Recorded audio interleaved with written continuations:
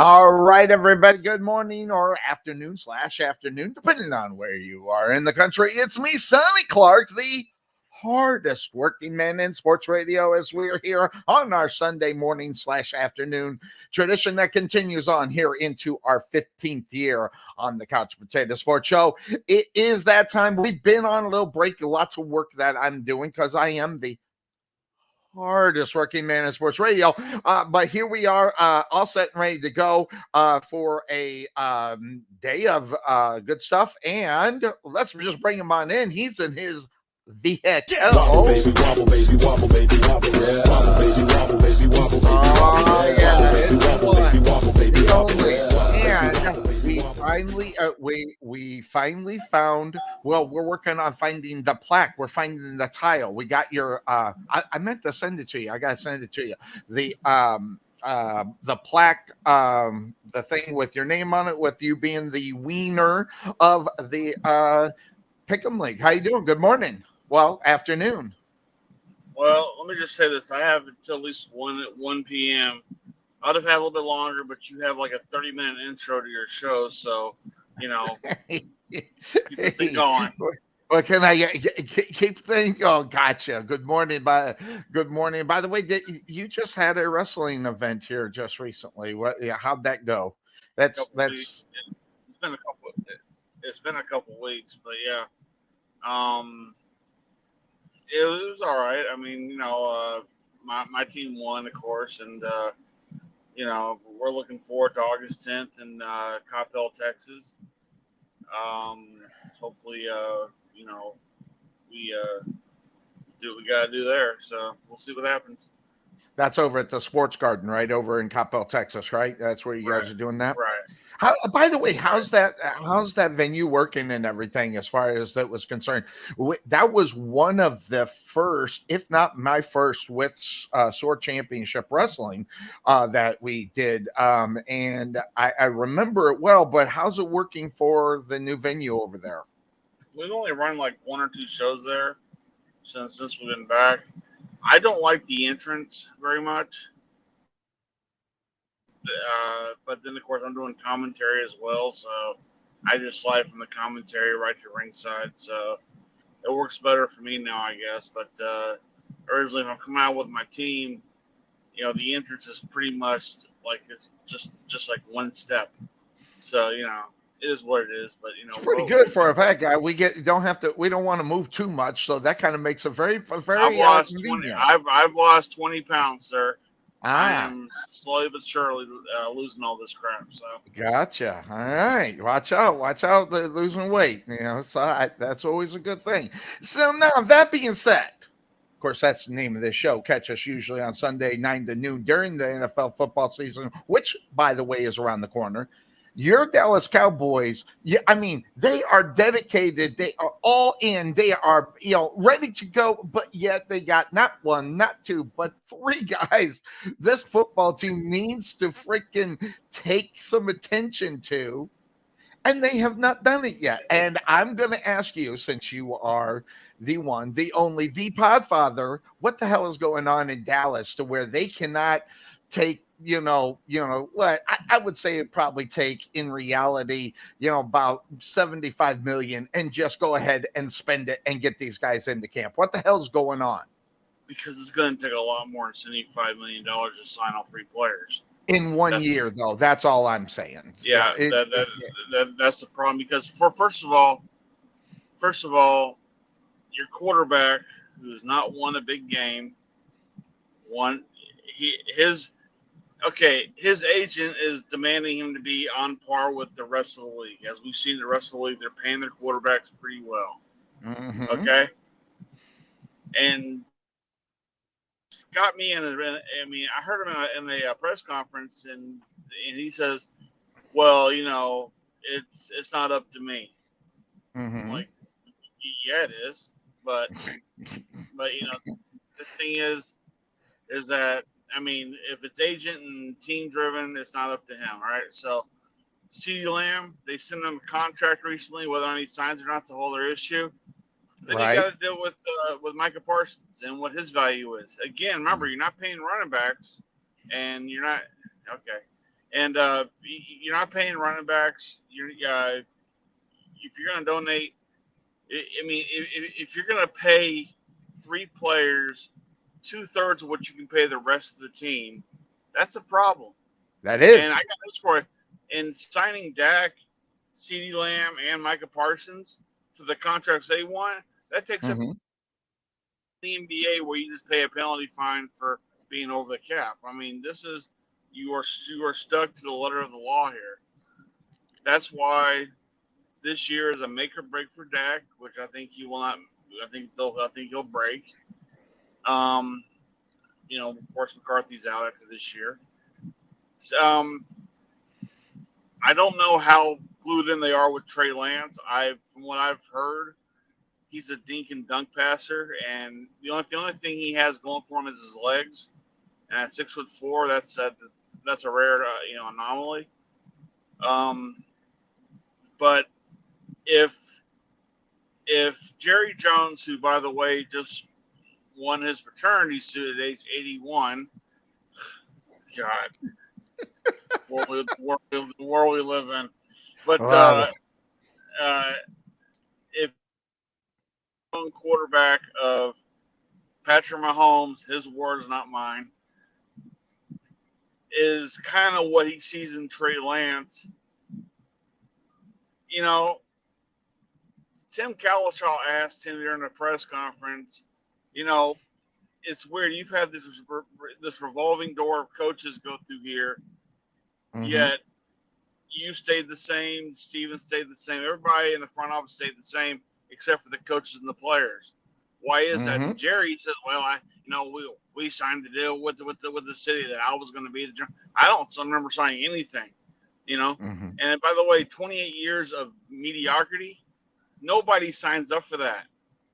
So, it's hard and it's hard as hell to be a fan of a team that doesn't care. And when your owner will sit there, he cares when he loses. Well, did he really lose? He got paid. He's fine. Mm-hmm. I've called it earlier. They're 6-11 at best this year. And that's coming from me as a Cowboys fan. But I'm aware that we want to get these guys in campers. Yeah, okay. I'm glad you're listening to me. You're too busy trying to find graphics. But no, look. Look. I think for anybody to take this team serious, they have to put a general manager in place to run this team, and they're not willing to do that. So you can't take them serious Well, because in his words, this team's only had two general managers, Tex Ram and me, or whoever it was. I mm-hmm. mean, so here's the thing: in 25 years, in the first 25 years, Tex Ram ran the Cowboys. They went to 5 Super Bowls. They won 2. In the last 28 years, they have gone to 0 Super Bowls with 0 wins or losses. There's a difference. Yes. There's difference. And until Jerry Jones wakes the hell up, which he won't do because he's too busy fighting maternity suits left and right, and by the way, when you're 81 years old and you're living the dream out there like an NBA player who's 40 years old realizes he has an illegitimate kid out there, you know, that's I, weird. I wonder. I wonder. I don't know if you remember the graphics that we had about baby mamas. I wonder how many baby mamas that Jerry's got. So Uh, it's I know that in his mind, as long as this illegitimate daughter does not have any access to the Cowboys, as he says, he'll be fine. He'll pay whatever he's when got to did pay. that come down? That came down last week, right? About the illegitimate. Came down a couple days ago, yeah. Yeah. Mm-hmm. Yeah, it moved their piece of shit State of the Union address around and so forth, and pretty much where they stick Mike McCarthy out there and go, "Hey, you got 1 year to go. What do you feel about that?" Well, kind of used to it. And Well, some whatever. could say, and I read an article. I mean, as far as that is concerned, I mean, they're setting him up to fail. I mean, it really is Oh just yeah, kind of a bitch slap right in your face. This guy, they're setting him up to fail. And here's the thing. I mean, this goes back to what we're talking about. This is the Dallas Cowboys. This is not, the Tampa Bay Buccaneers. Okay, this is not the Detroit Lions. This is not one of the teams that could be this considered the worst in the NFL. This is a the premier football team yeah. that This needs is the to most have a valued team. premier coach. This is the most valued team in the NFL, Yes. and they haven't won in 28 years. But Yes. as funny as that Which is is, amazing in itself. They could be that way. it is. But the thing is that more? I mean, obviously, the numbers speak for themselves, but it's almost like the perception is bigger than the reality. You Well, know? of course, the America's team thing is a trademark, so it's not necessarily true. It's Right. just a And trademark. and yeah, but the thing is, that was a Tex Ram built thing. And that's why the holes in the roof of Texas Stadium so god. That's his words, not mine. But Right. you know, the thing is that this, Jerry is living in Jerry world, Yes. and we're all just on the outside poking fun at it because we don't understand Jerry's world, and it's frightening. It's rather startling when you think about it. I Hmm. mean, the fact that he doesn't think he's the problem. That's the biggest issue of all, because he said in his press conference, he said, you know teams go through like 30 general managers. Well, the Chiefs have gone through six in their 60 years. That's roughly one general manager every 10 years, which is Yes. about the lifespan of a general manager. Jerry has owned the team for since '89, so one factor in the two. He's owned the team forever. Okay, so I mean, minus the Clint Merson years or the Bone Bright years. So I mean, he's really taken this whole thing of look, I'm for making sure the jocks and the shocks are all lined up. I'm like, dude, you're the owner of the Cowboys. You Yes. still have the same. You still get the same money, if not more Yes. money, if you put somebody else in charge to run this team. Have you checked out Hard Knocks this year? The one with the Giants. I have not checked out It's them at it's all. worth watching because you see how different the general manager and the owner can be. Hmm. Because general manager is like the main star of this thing, and Yes. how he has to move through get his team to where he wants them to get to, and it's still the Giants. So good luck with all that. But then you have the owner who will sit there and go, well, Saquon Barkley is, I mean, he could be in our Hall of Fame up here. He can be this. He can be that. That's cool. He could, but he's injury prone. He's this. He's that. Do we have room for him? Can we pay that kind of cost? And to watch that friction go on between those two, Jerry's all doing all this in one person.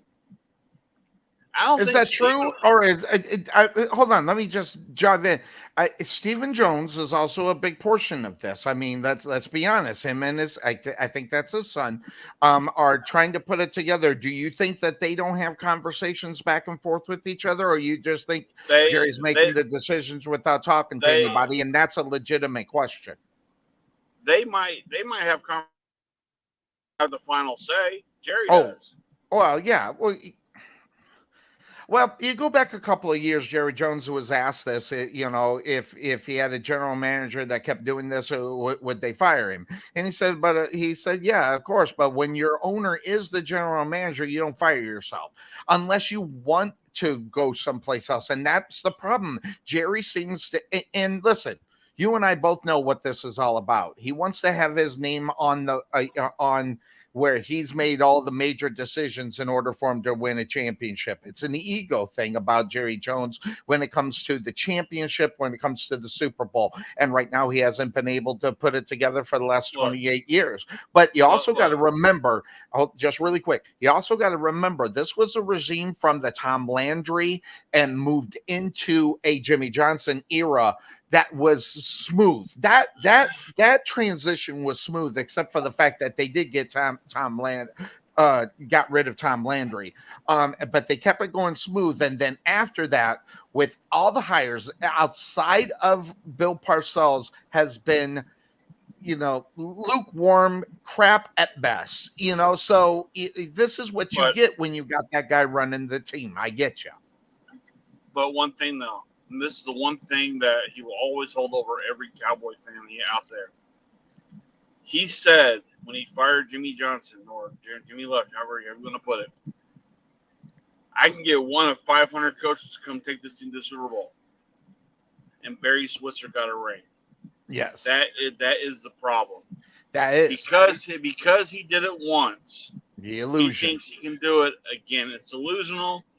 He got Bill Parcells, who people put him as a Mount Rushmore coach. He's all right. I mean, I think his bites. I think his bark is bigger than his bite. But I really do think that, as weird as this is gonna sound, this is the year. If Jerry's gonna make the big splashy all-in move that he says he wants to do, it's not for this year. It is for Bill Belichick to come in and coach his team next year. If he wants to make that big ass splash that he wants to really make. Do I think it'll happen? Probably not. But I think that's where his mind is right now. I need a Bill Parcells like coach to come here to take my team serious. Who out there can currently do that? That'd be Belichick.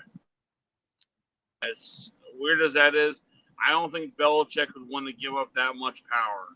I don't. You're right. I mean, I think you're he, 100% right.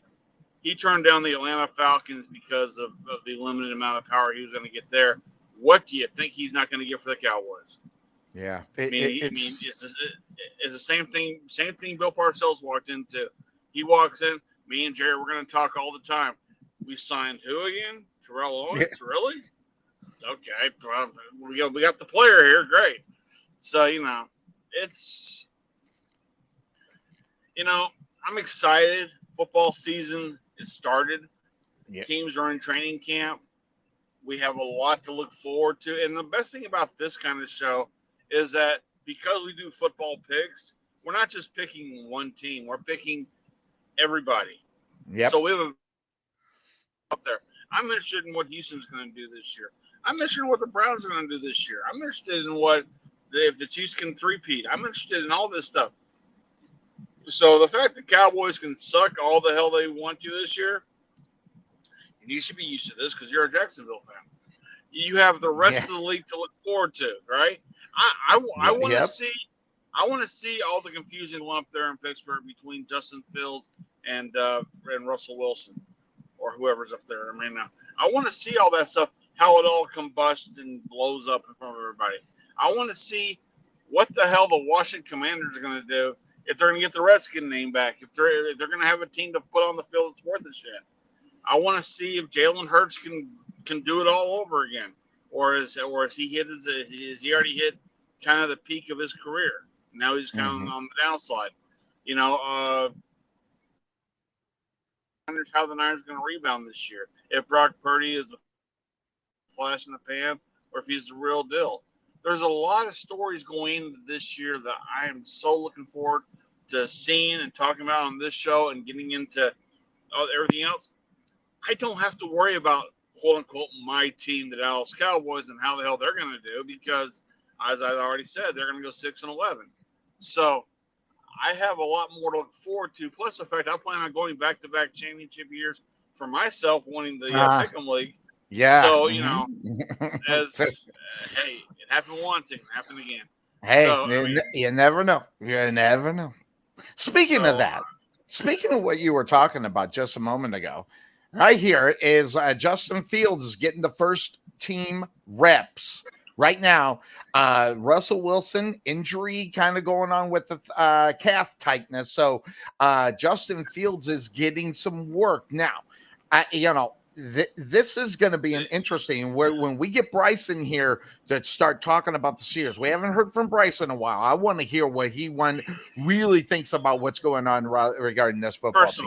First of all, why is this even news? I mean, if your quarterback is hurt, of course your backup is going to come in and get first team reps. That's nothing new. Well, hold on. The reason why it's a story because arguably you got two starters on this football team right now. Okay, that's the reason why it's a story. Yes, he's getting the reps, but he wasn't getting the reps with Russell Wilson, who was deemed the starter in reality going into training camp. Now, what he does during that time that he's getting right now.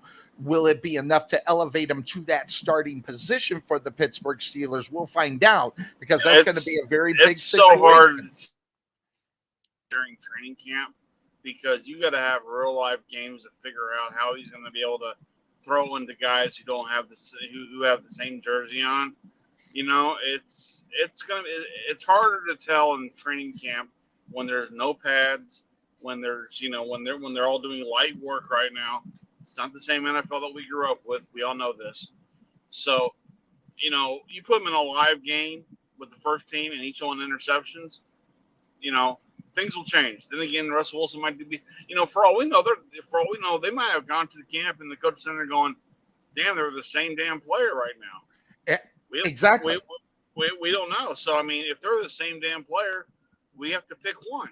We can't alternate the two of them. So we're going to have to pick one at least to start the season out with. And hopefully one works and the other one can sit there and watch. Well, you got to wonder. You got to wonder, though, during this time. Hey, listen, we hear it all the time about what happens in training camp, okay? That all of a sudden something clicks. Now, you got two guys coming to a new system with the Steelers, okay, that they've not seen before. Whoever catches onto this system a little bit more, a little bit faster, there could be the change from Russell Wilson to Justin Fields regarding that. That's what I was alluding to, because depending on what happens and depending on who decides that they're going to step up is going to be the big question in reality in this training camp for the Pittsburgh Steelers right now. And the thing is, you're not going to find out about that if your quarterback, if your quote unquote could be starting quarterback is working with the second teamers. You have to know how they're going to. You're going to have to know how they do with the live players on the field. And when you're dealing with players who are going to be sacking groceries and thinking, okay, well, this guy could be our quarterback of the future. This is not the USFL or the XFL or whatever it's called nowadays. This is make or break especially for these two guys. Now, it's more make or break for Russell Wilson because he's such an aging veteran, and he may have aged himself out of the league before this thing's all over because now he's just playing for contracts. Justin Fields, this is his second chance. This is make or break for him because this either takes him to being, the elite quarterback that he thinks he could still be, or he becomes a journeyman like a Ryan Tannehill or something like that, who can drift onto other teams and become a quality starter if needed. Well, This season, you're talking about the record. What'd you say? Six. Well, 6-11. I guess everybody's awake now. Thank you very much. 6-11. If I gotta be So, awake, you gotta be awake.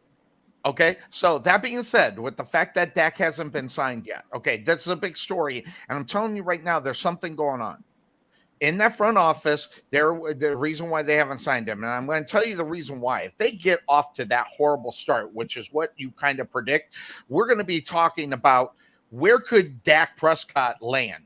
The reason why he hasn't been signed is because they don't want to force the money on the down that way. Depending on what happens within the first 6 weeks of the season, then we can talk about that going to the Giants. We can talk about him going to Tennessee. We can talk about him going over to the Raiders. I mean, these are the big stories, and that's one of the reasons why I think that we have not seen that signing yet, as far as that extension is concerned for Dak. Well, but also the fact that not only do we have to worry about him this year, $40 million next year, because that's part of his contract that's been put off to the side. So right.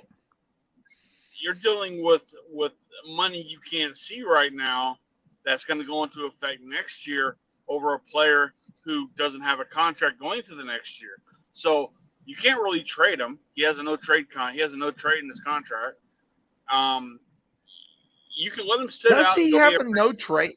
Does Dak Prescott have a yes. no trade? Are you serious? Yeah, he has no trade. Now, I did not know that. Well, obviously, my reaction. They can ask him to waive it if they want to try to move him. But here's the thing: no team is going to trade for Dak Prescott knowing you can get him on the market and pay him a hell of a lot less, knowing the Cowboys are going to be paying him $40 million already. They're going to eat. They're going to have to eat some, maybe, and I think that's also. But at the same time, depending on how this season starts, that $40 million on the dead cap means nothing to the Dallas Cowboys per se. But I'm going to tell you right now, we're going to hear those stories if this season doesn't get off to somewhat of a success to start. First of all, time out. First of all, that $40 million does hurt the Cowboys, because then again, there's CeeDee Lamb, there's Micah Parsons, and there's other players who are on the team. It would be worse though if Dak is signed though. It'd be worse because you're right. They have CD. They have to take care of Micah Parsons. And by the way, that being said, Micah Parsons, as far as those three, Micah Parsons should be the number one person that they're trying to sign. I get what's going on with Dak Prescott. Don't get me wrong. Completely understand it. But who's going to be there longer in reality? I think CeeDee Lamb is your number one priority. The reason why I say is because his uptick on big games came up last year when it tried to matter, right? Micah Parsons fell away when the game started to matter. So Micah Parsons is a great player, don't get me wrong, but you got to have all 17 weeks. You got to have, you got to have the playoffs as well. You got to have this thing. CeeDee Lamb he's a player that gets the ball a handful of times, right? Mm-hmm. Micah Parsons is on the field all the time on defense. He has to show up all the time on defense. So, and Micah he still has 2 years on his contract. He's got this year and next year. So right. He's doing the Zeke Elliott thing, renegotiate a year ahead of time, just so I can get the ball rolling. Mm-hmm. That may have worked for Zeke, considering the fact that the owner was so hell bent on re-signing him. But that was then. This is now. And now, if you get rid of Dak Prescott, my question is this: do you fall to Trey Lance? Do you look for a quarterback in the draft? Oh, you got to look for a quarterback. Yeah. So then at that point, when you're 6-11, you're in a pretty good position draft-wise to possibly look for that quarterback. Whereas if you are looking on the free agency market and, guys that you like out there, the Ryan Tannehills and the whoever else is are the journeyman guys to come in there and do what Vinny Testaverde did a bunch of years ago, which doesn't help you out at all, really. No, because that's a retread and it's only going to last for a year or maybe two. Right. So the person with all the leverage here is Dak. Dak's got all the leverage. The Cowboys don't have any leverage. The Cowboys are going to go, we're not going to re-sign you next year. Okay, great. I'll go somewhere else. You sold me $40 million. That's how this thing is. So the Cowboys did this to themselves. They had every opportunity to re-sign him earlier on, but they kept franchising him year in, year out, year in, year out. And now you can't do that anymore. Now you're stuck with a player with a no trade on his contract. I can't believe that guy has a no trade. That shocks me. Yeah, I got to look that up because that is amazing that the Dallas Cowboys would be that stupid. well, I mean, look who the owner is. Well, He's busy having fun babies. Okay, you're right. There it is. In the thing, it's a no trade contract, which means he can be traded only to a team that meets his approval, and that was interestingly enough, and they used Russell Wilson to the Broncos as an example. He okayed that trade, but of course, then again, they were it was a sign and trade, and he got a lot more money at the same time, so that's the reason why that happened. So it's going to be a situation where you can look for a sign and trade, and or depending on what happens this season. I'm telling you right now, I don't think they signed Dak Prescott to an extension. I don't think they do it, and the main reason why is because they are feeling the same way as you are about the Dallas Cowboys going into this season going, how the hell are we going to make it the playoffs? We got to win the division is the only way, because I don't think there's going to be too many other teams outside of the Eagles making it to the playoffs within this division. The Giants suck, and so does Washington. So the only two teams that are really viable, if you want to call them viable, would be Dallas and the Eagles. And the Dallas Cowboys are looking at a wild card. And I'm telling you right now, in the NFC, you're going to have 11 wins to make it to the wild card in the NFC. And I don't see it either. That's five more than they can afford right now. Yeah, they need to turn their record around. They need to be 11-6 in reality, based upon what you instead of 6. And I got news for you. Packers just re-signed Jordan Love. Give him a hell of an extension. You know? Yep. I mean, they're pretty set with him, and let's face it, he owned the Cowboys last game when the game mattered, right? Yep. To the four-year contract extension, $220 million, which, by the way, now is number one as far as money is concerned. But the guaranteed is only $155. Now, when I say guaranteed is only $155, think about Lamar Jackson. He got guaranteed $160. But as far as the new quarterbacks that are being signed, you got Love at $55 million, you got Lawrence at $55 million, Burrow. And then you go to $52 million with Lamar and Herbert, and then $53 million because Tua signed his big deal. Of course, his new salary at $53 million, along with Jared Goff. So you're looking, and that's why it's not unreasonable to think that Dak Prescott can at least get 55, if not probably $58 million. Everybody says 60. I don't see a 60. I see $58 million, so you can be the number one guy for the number one team in the NFL. But I'm telling you right now, Jerry is not happy with Dak Prescott as his starting quarterback, and I'm not going to buy that, lovey-dovey bullshit that they're doing. It's not. Would you like to sign Dak Prescott to be the quarterback of the Cowboys for $40 million? Yeah. Would he like to? Maybe pay at most $50 million, maybe, but not at 57 or 58. That's what the market is good. That's what the market is setting up for right now. Though I'm telling you, which is why when I hear Dak Prescott say, "Well, it's really not up to me." When deep down they're going, "Well, technically it is really up to you." You sit there and tell your agent, "Look, you can fire me if you want. But this is what I'm going to sign for."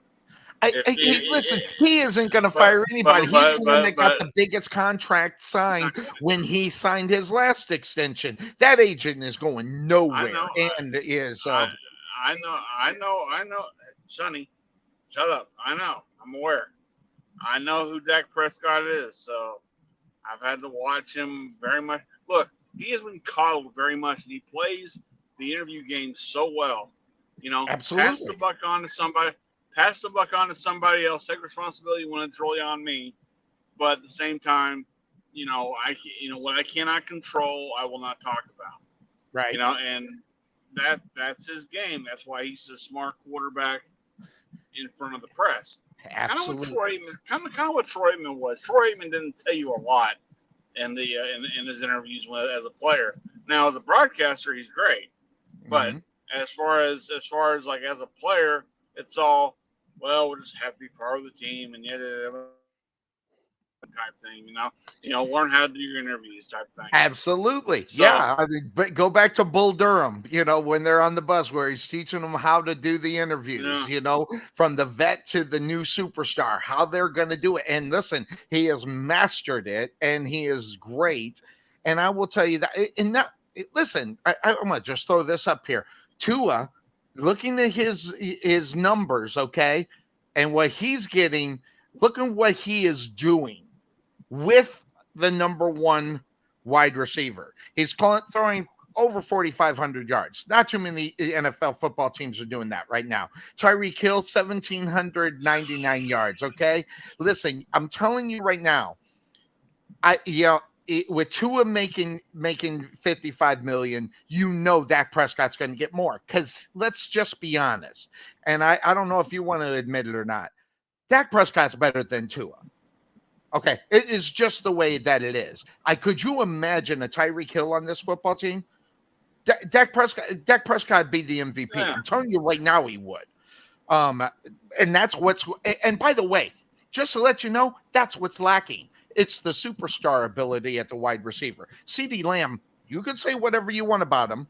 He's not a He's growing superstar. into he's growing into that role though. That's He's the thing. growing into it, but Yeah. what Dak needs is he needs that solidified wide receiver that he can depend on to do what a Tyreek Hill does. And CD Lamb is just not there yet. He's at 80%, and that's going to be another 20% that he will earn this year to be 100% of that, and it's going to be too late.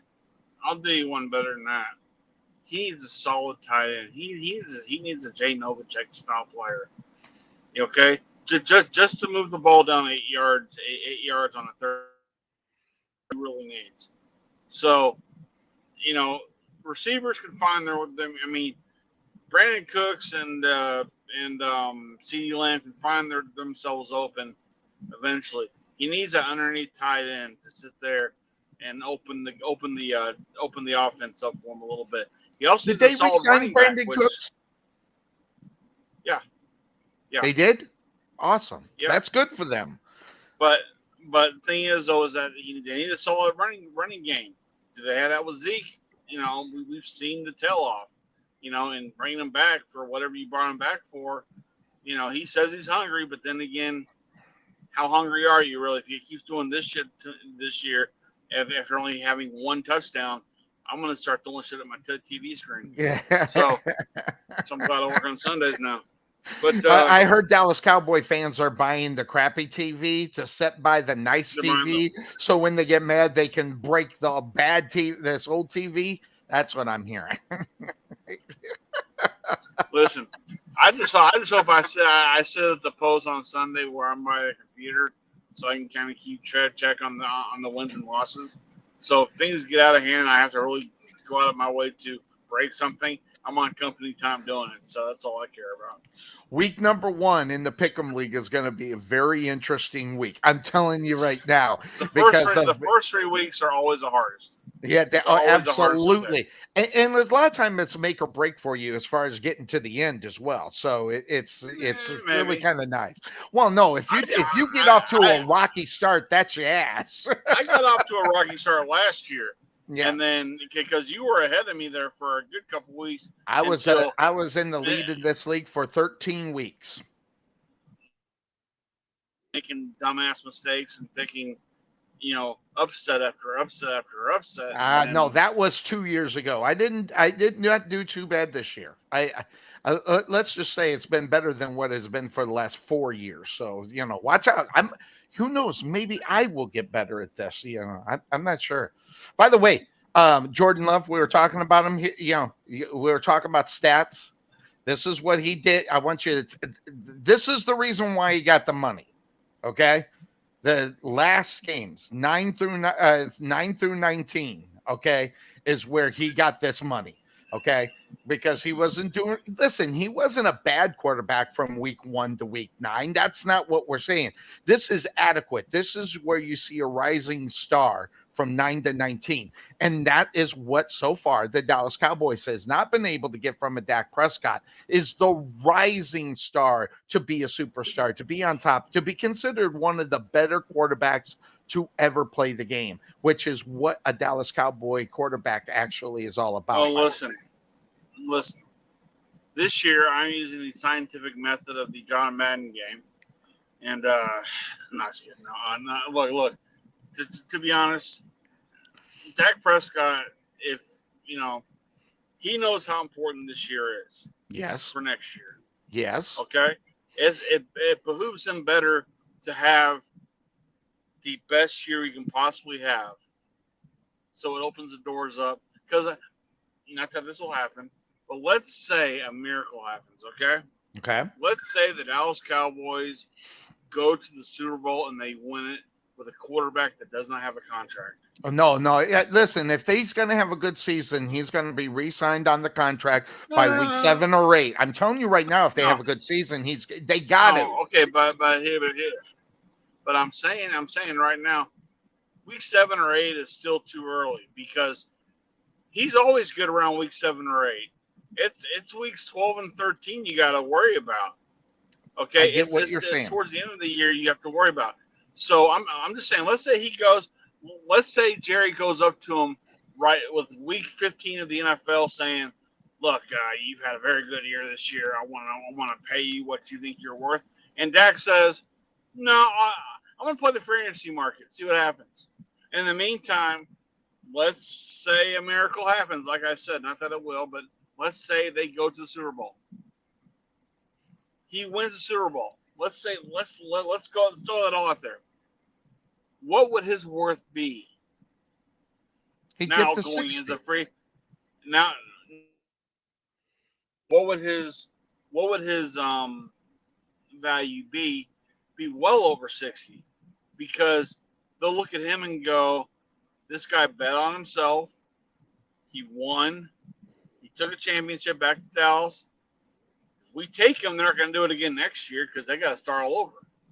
So that's why this is such a huge gamble for Jerry Jones, but not just right now. It was a huge gamble for him years ago when he didn't re-sign him then, Mm-hmm. when he started franchising him, because he could have re-signed him for a hell of a lot less.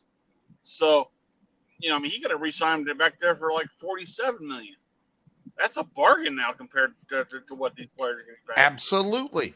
5 years So, ago, they were talking about, the high 40s, not in the 50s, but the so, high 40s. so understand this. Dak knows what he's playing for. Dak knows exactly what he's playing for. Have every solid piece of the puzzle work Right? for him to move forward with this. What would happen? Chances are no. He is always one injury away from saying there it goes. Okay? He's always Yes. also one injury away from the Cowboys saying there it goes. Because at that point you got Trey Lance. Good luck with all that. So, you know, and Cooper Rush ain't gonna stay with this team. He'll become a serviceable quarterback somewhere else, but he won't be a starter. But so Dak knows what he's going to the season for. Okay, it Right. isn't like, okay, they're not gonna pay him. I'm gonna go out there and play a half-ass game, and that's gonna be the season. No, he's gonna try. He's gonna try his ass off to win more than 6 games. I'm sure. I just don't think the team around him is built for that, because the all fun of for the last few months, you know, it's you know, it comes down to who did you really get? You got Zeke. Right. Okay. That's Yeah. not going to save you. Why are you flashing lights at me? I'm sending a message to Cuervo, trying to find out what time he's going to be on. I'll be out of here in about 15 minutes. So, but Yeah. yeah, but well, I gotta go to work, sir. I'm sorry Yeah. you couldn't do the show earlier. But no, but Hey, I look, had to work. What the? why? Jesus. I have to work. I have to work. Why? Yeah. Okay. And you're going to work. Wow. Trust me, I'm crying. I'm already crying right now. It's my first day back. But look, this year, it's this is he's got to be all in. But the thing is, if he plays his heart out, if he plays the entire season, he throws maybe 1 or 2 picks, he throws for 30 touchdowns, and they're still 6-11. He ain't going to be re-signed. Well, that's the reason. That's the reason why. And again, whoa, whoa. My gosh, I didn't realize if I could just hit a button that we would be able to get the fine co-host of the program. Can't see me.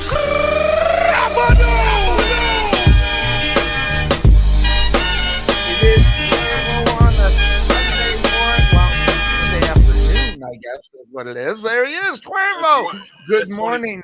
I could see him. What's up, guys? All right. Now, we've been going on since we started about the Dallas Cowboys. That's all we've been talking Dallas Cowboys because we had Trey Mack on. Trey Mack was, talking about Dak Prescott. They have not a 1, not a 2, but a 3 guys they need to get signed up on this football team before it gets going. The question is going to be there to the only Cuervo. Who are they going to sign of these guys? I mean, are they going to sign 1, 2, or 3? What's your take up on what's going on, what you're seeing in the Dallas Cowboys as they get started coming into the season?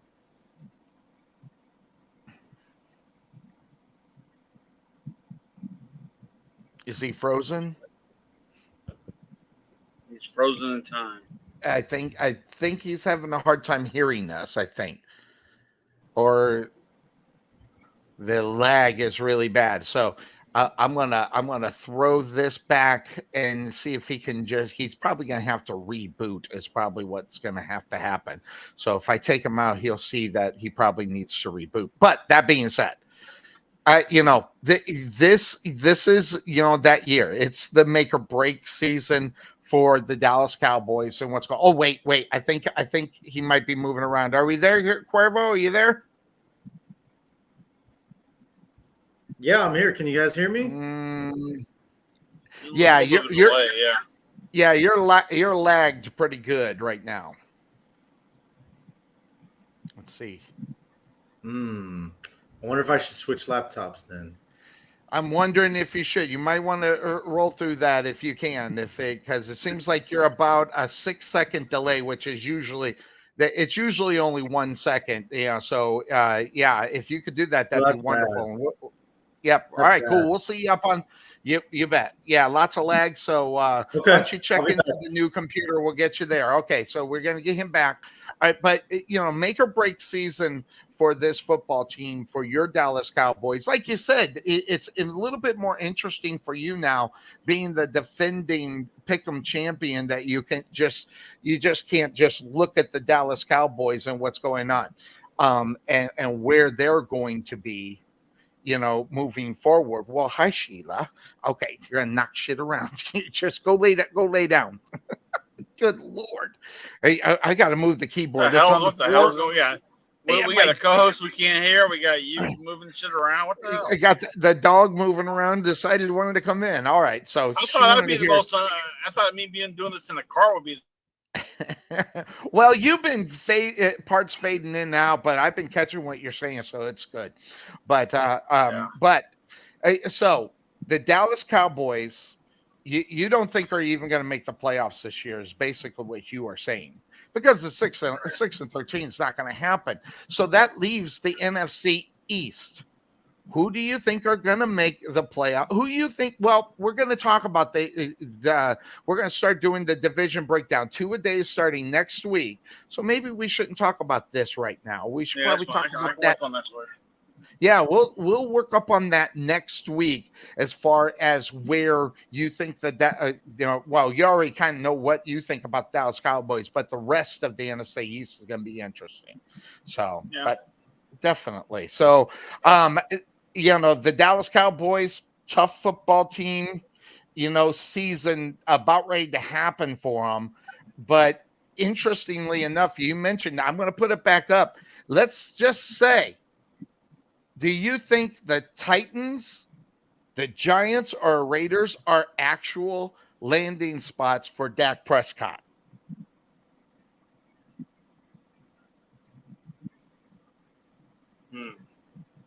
Hmm.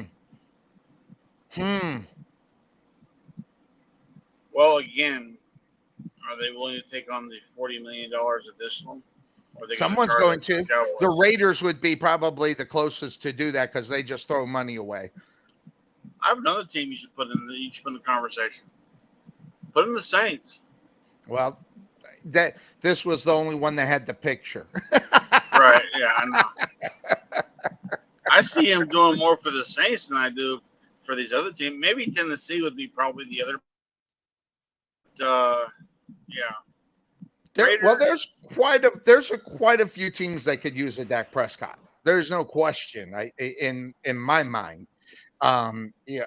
So a proven quarterback that throws for 4,000 yards a year, 30 Okay. touchdowns. I have one question. Why is Yeah. Dak Prescott wearing a Houston Oilers jersey? Well, it's not. That's the Titans, throwback. That's It's the probably. Houston Texans. I mean, that's Houston Oilers, sir. Listen, I'm just saying that's the picture. I didn't make Now that. I'd be all for. I'd be all for the Titans going back to Houston, being the Oilers again. I ain't gonna lie, but I don't Well, know, you man. should. I mean, Aren't you excited? Well, let me ask you this: aren't you excited about what Houston's bringing to the table this season, especially within the weak division that my Jaguars play in? I mean, they should be the favored to win this division, I would think. Considering they actually went all in, yeah. I mean, I'll give them credit where credit's due. They found weaknesses They at their didn't do a positions. Jerry. They did not do a Jerry, no. So, yeah, I mean, for the most part, they did what they should have done. So I'm happy to see that. That's going to help out Stroud because once again, he's going that sophomore year. Sophomore slumps are a real thing, So it is a real thing. It is a real thing. And remember, and I recently talked to CJ Stroud recently. He says I got. Oh yeah. What do you have to say? He says I got to prove something wrong. I mean, he thinks I'm a flash in the pan. He thinks that my rookie year was shit, so I have to do what I can my sophomore year for him to really take me seriously. So clearly, he has that on time. That's why he's going to go all in on his mind because he's got to prove you wrong. 13-4 this year, sir. That's going to be it. Gotcha. So it's got to be all about Trey Mack and I completely understand. By the way, I didn't catch your show Thursday. How'd that go on Thursday? You didn't miss much. Oh, I didn't miss much. Well, it was funny because like the week before, we had nothing to talk about really. We had nothing to really talk about. I was not feeling it at all. We started the show. We had a 9-second lag time with me and Mike. Oh wow! And I was like, I'm not fighting to this. We that went 15 minutes Oklahoma, we're done. You got that Oklahoma internet going on. Not that the one in Texas is any fucking better. Well, okay? I got news for you. That's well. Before you go, you got to leave here in about 3 or 4 minutes. Is there anything that you wanted to discuss or get off your chest before you walk out the door here on the Couch Potato Sports Show? If you can. If I can. Go back and try to catch what Jerry Jones said during the State of the Union press conference. Okay. And then ask yourself, am I really insulting Trey by saying you're Dallas Cowboys? Okay. Okay. Because all right. Because every time you say you're Dallas Cowboys, it's not like I'm sitting there saying you're Jacksonville Jaguars. But I Hey, mean, the thing is, it is such an look. I have a coworker up here. He gets on the radio, and I swear he tells stories. He doesn't just tell you where he's in. Shaw is going to so and so location, and we're going to be picking up some things. And definitely this kid of mine. I don't want to claim. She's going to get paid, and but she has no right to the Cowboys. And it's a lot like that, and it's so maybe hard it to might listen to. maybe it might be her Dallas Cowboys, right? No. That's part of the deal. That's why he Yeah, comes to work with her. okay. Uh, And by the way, how white trash is it when you got to go to court in Texarkana? I mean, what city was he driving through when that ended up happening? You know, I mean, dude, you're a freaking billionaire. Make better selections, okay? Yeah, I'm just yeah. saying. Texarkana is literally out in the middle of nowhere. What the hell was he doing there? Look, Arkansas. That's. I mean, bro. I know you're an Arkansas-born individual, but come on, man. Let's be serious. What is it? Don't act your what's it say? Don't act Don't ask your me that age. no, don't act your history is what it is. So, from the Arkansas area, don't act your history. Let's kind of wonder though. But anyway, but the Dallas Cowboys, it will be an interesting season. It will be a put up or shut up season You know for what, Dak and, to be honest, Jerry Jones as well. Listen, there's only one person that can save this year. One person. And I think you can get him for dirt cheap. Mm-hmm. Andy Dalton. Bring him in. You're gonna have a shit year. Have a shit cool that shit year. Okay? No trust in no trust in Trey Lance. I hear you. I understand. I feel bad for you. Look. As a threat with his legs, that's something. Okay, I ain't gonna lie. That's something. That's a Michael Vick quality that he has about him. But here's the thing: he can't throw the ball. He can't move the ball down the field. He can dink and dunk, fight. Throw within 3 yards of the line of scrimmage, but he can't move the ball down the field. He can't push the ball down the field. So if he only has his legs to rely on, that is killer for this, especially for an offensive line that's not that great right now. Let's be honest. Tyler Smith might be your only saving grace, but he's only on one side of the line. So he's only on one leg. Yeah, that's Tyron Smith. Tyler Smith is a guy, he's a rookie they had a couple years ago. So okay, gotcha. All right. Yeah, but Tyron Smith is only good for about 2 or 3 games solid, and the rest of the time he's battling injuries. So, look, it's gonna be a really messy year if you're a Cowboys fan, and I say that as a Cowboys fan. But I will say this: in the Pick'em League this year, I'm going to be going 2-0 this year. It's going to be so awesome, so sweet. I can taste it. You can taste it. Do we have a bet? We currently have a bet this year? We have. I've got to think about what we're going to be doing for that. I have no clue what we will do. Zero. Because whatever we decide to do, it's got to be a year-long thing. It can't just be a month. But it can't be anything that's going to be ridiculous like the whole coach. Yeah, exactly. I went into work that one day with that, and you don't know the stares I got. And I knew they were going to call that off, but I wanted to try it anyway. It didn't go over very well at work. Not my problem. My problem. You lost all your Yeah, picks. so All right. so, but anyway, we'll get to work and we'll talk with you next week. I'll let you know what division we're going to start with. I thought we usually start with the AFC and NFC North. I think maybe we'll go south next week. We'll see. It depends if maybe I could get Tom McManus on and talk about his Jaguars for a little bit. We'll see what happens. All right, and hopefully we do the show at 9 so I can get more time with you. Well, we got to talk to Cuervo about that, and we'll see what we can do. All right, my friend, have a good day at work. Enjoy. He is off to do his security thing over at the casino, the biggest casino, by the way, in the world. By the way, he works at the biggest one over there, just on the other side of the Texas-Oklahoma border. So he is Trey Mack, the winner of last year of our Pick'em Leagues. Congratulations! Got to give him the props. I mean, I led that thing for 13 weeks, and I didn't even have a bad last few weeks of the damn thing. It's just that he got one or more 1 week, and then we had 3 weeks to go, and I just couldn't catch up with him. So he did a good job, walked it out. I feel better about my picks this year as they have been. So, but that being said, that's the name of the show. Guess what's happening on the Couch Potato Sports Show? The Saxy Mustangs are about ready to kick it off. So what we're going to do while we're waiting for Cuervo to boot up that other computer, we'll take the quick break here on the Couch Potato Sports Show. We'll be right back.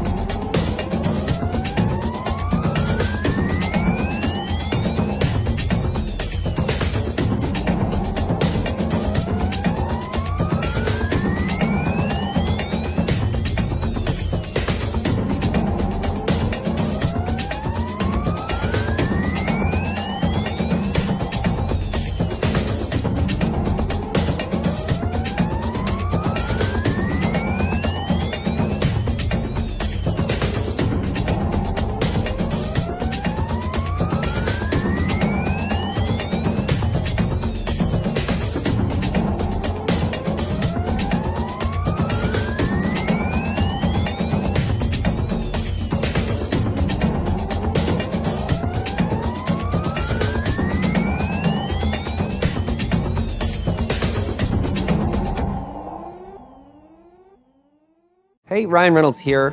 Big Wireless has once again raised their prices. In response, we're bringing back our deflation promotion. The marketing department asked me to be as explicit as possible when explaining it. So here we go. Because we don't love f***ing our customers over like Big Wireless, we're bringing back our offer for f***ing unlimited premium wireless for only $15 a month. F*** me to the moon and back. That's a great f***ing deal. Explicit enough marketing?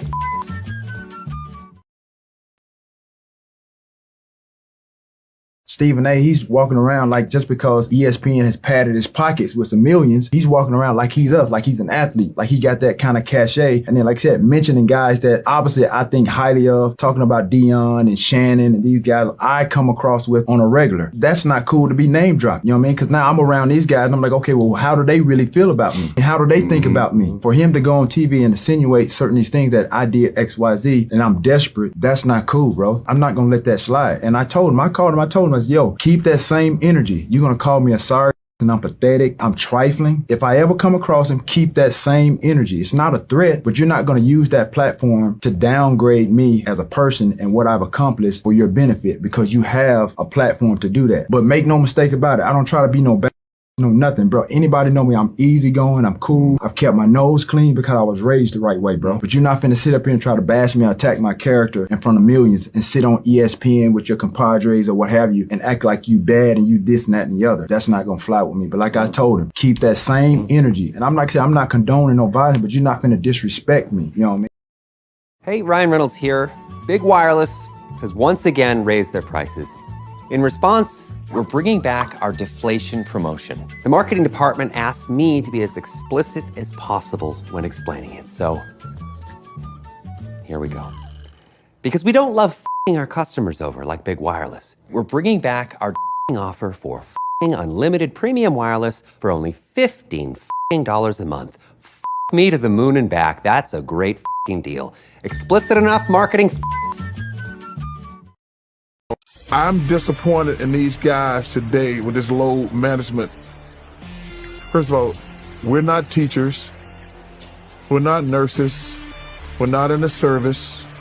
People who work like hard every day. Yeah, but We play a stupid basketball game for 3 or 4 days a week. You're gonna make 30, 40 million. I'm pretty sure the nurse don't want to go to work sometime. I'm pretty sure teachers can't load manage. Man, just play basketball. You got the best shoes. Can you imagine Bill Russell playing in those Chuck Taylors? No support. And they played every game for $3,000 a year. Of course you're sore. Just to be appreciative how lucky and blessed we are to do something stupid and make a gazillion dollars. Hey, Ryan Reynolds here. Big Wireless has once again raised their prices. In response, we're bringing back our deflation promotion. The marketing department asked me to be as explicit as possible when explaining it. So here we go. Because we don't love f***ing our customers over like Big Wireless. We're bringing back our offer for f***ing unlimited premium wireless for only $15 a month. F*** me to the moon and back. That's a great f***ing deal. Explicit enough marketing f***s.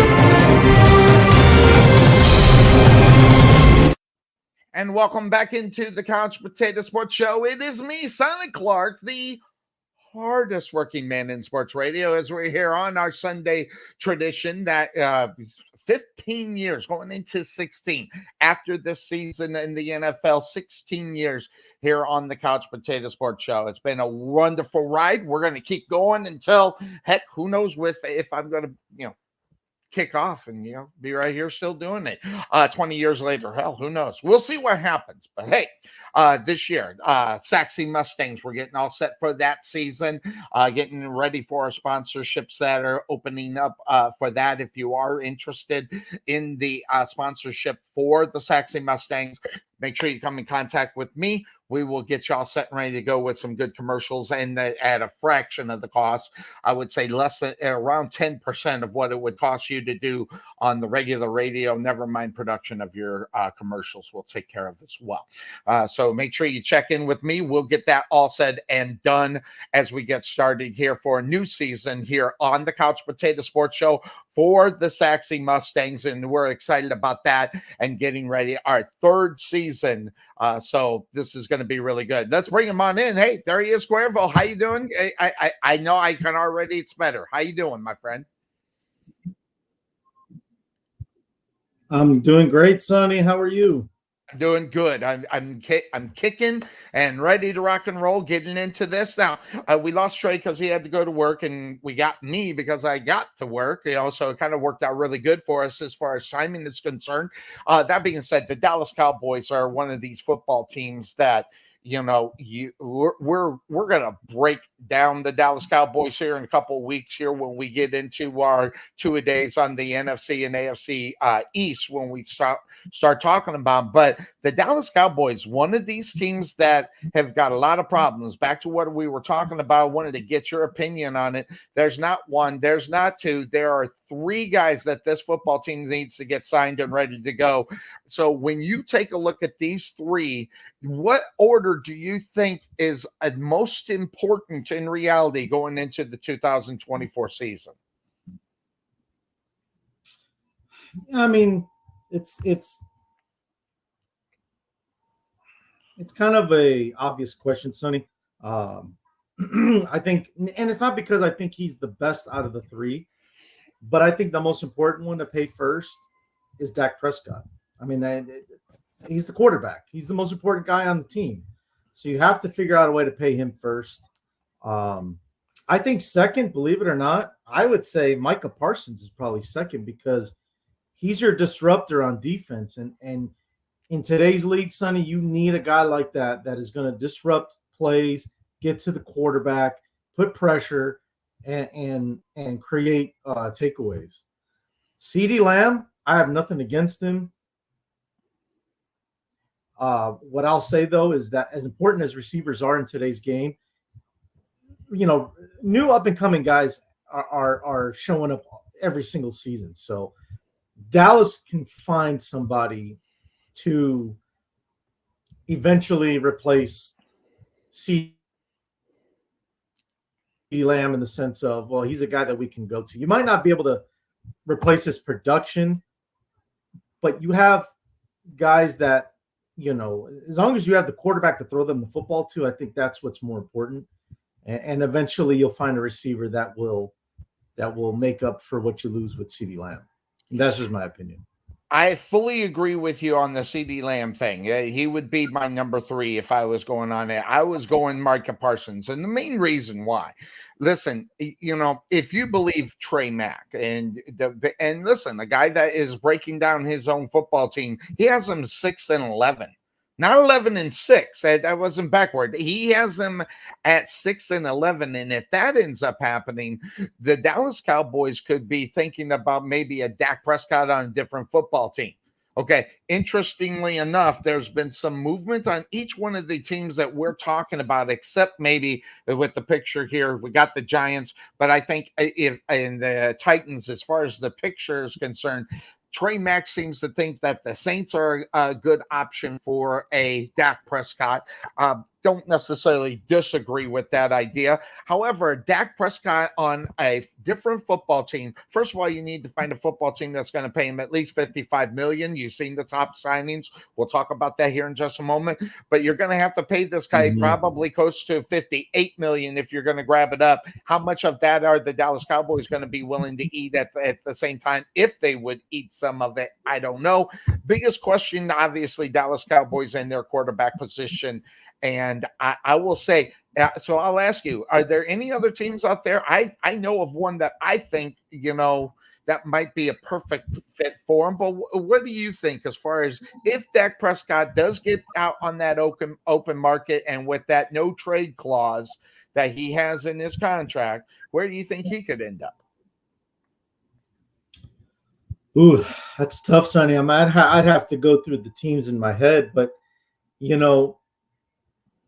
as much as it would suck for Dak, I see a team like possibly the New York Jets, because you don't know how much longer you're going to have with Aaron Rodgers. That's they haven't really established anything outside of Rodgers. That I don't think they drafted. No, they didn't draft anybody. I don't think they did. Back up Aaron Rodgers. Zach Wilson's gone, so really don't have anything at backup. I think they signed a veteran, but I mean, veterans come and go. Yeah. So that's not something I think they're commit to in the future. But I would have said Minnesota. However, depending on how much they're going to like your guy, Jay. Depending on how well your guy JJ is going to do,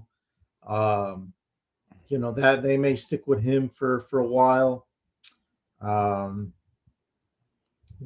even a team like who did Seattle draft a quarterback? I'm trying to remember now. No, Seattle was my number 2 for Dak Prescott. As far as where I'm just literally going through all the list of teams that need a quarterback. So yeah. But if you had me put them in order, I'd say the Jets are a good pot. They don't mind spending the money. There's a good chance that could happen. Depending on what Aaron Rodgers is going to be thinking, I think you're right up on the right track there. And the Giants wouldn't necessarily be a bad idea either, depending on what you're going to see from their situation with their quarterback. I don't know, but here's what's going on. Quarterback salaries, they're starting to go a little bit crazy. And they are starting to go up, which right now the highest one is $55 million. So Dak Prescott's going to at least get that. Now, big signings and even Jones, who signed that big deal with the Giants, is not on the top list. And these prices for quarterbacks are keep going and going and going. And then take a look at this page here. You still got to sign this young cat.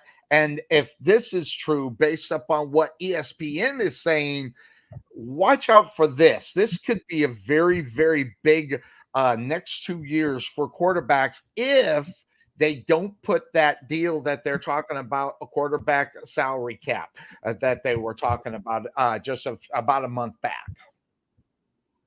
Mm-hmm. Yeah, and we all know that these salaries are going to increase as the years go by. $65 million for Brock Purdy, who, one Super Bowl appearance. I mean, he's 4-2 as a playoff quarterback now, or something like that. I could be wrong, but Sonny, I don't know. I'm not saying don't pay Brock Purdy. I just don't know if I'm going to pay $65 million a year average value. That's crazy. But you know what though? Listen, if John Lynch decides he's going to do that, by all means, he runs the team. I don't. It's not my money. I know that's a cliche thing to say. I actually don't like that phrase, but I was going to say it sounds almost like a cop out. I think there's other things that need. Yeah, I don't like that phrase. It's not my money. Well, it kind of is. I mean, if you're buying tickets to games and you're buying merchandise, you play a part in that. But yeah, I mean, look, 65 minutes. There's other things I think that need to happen in order for them to be able to pay Brock Purdy that money. And I think the obvious one, the one that hits you right in the face, is finding a way to trade Brandon Ayuk. You can't pay him and Brock Purdy next season. They're going to trap themselves financially. Well, I shouldn't say trap, but they're going to put themselves in a bind. They're not going to be able to do anything else. It's going to be a handcuff situation. You think about it. They're going to pay Ayuk, and then they're going to pay. They're going to handcuff themselves. That's the word I'm looking for.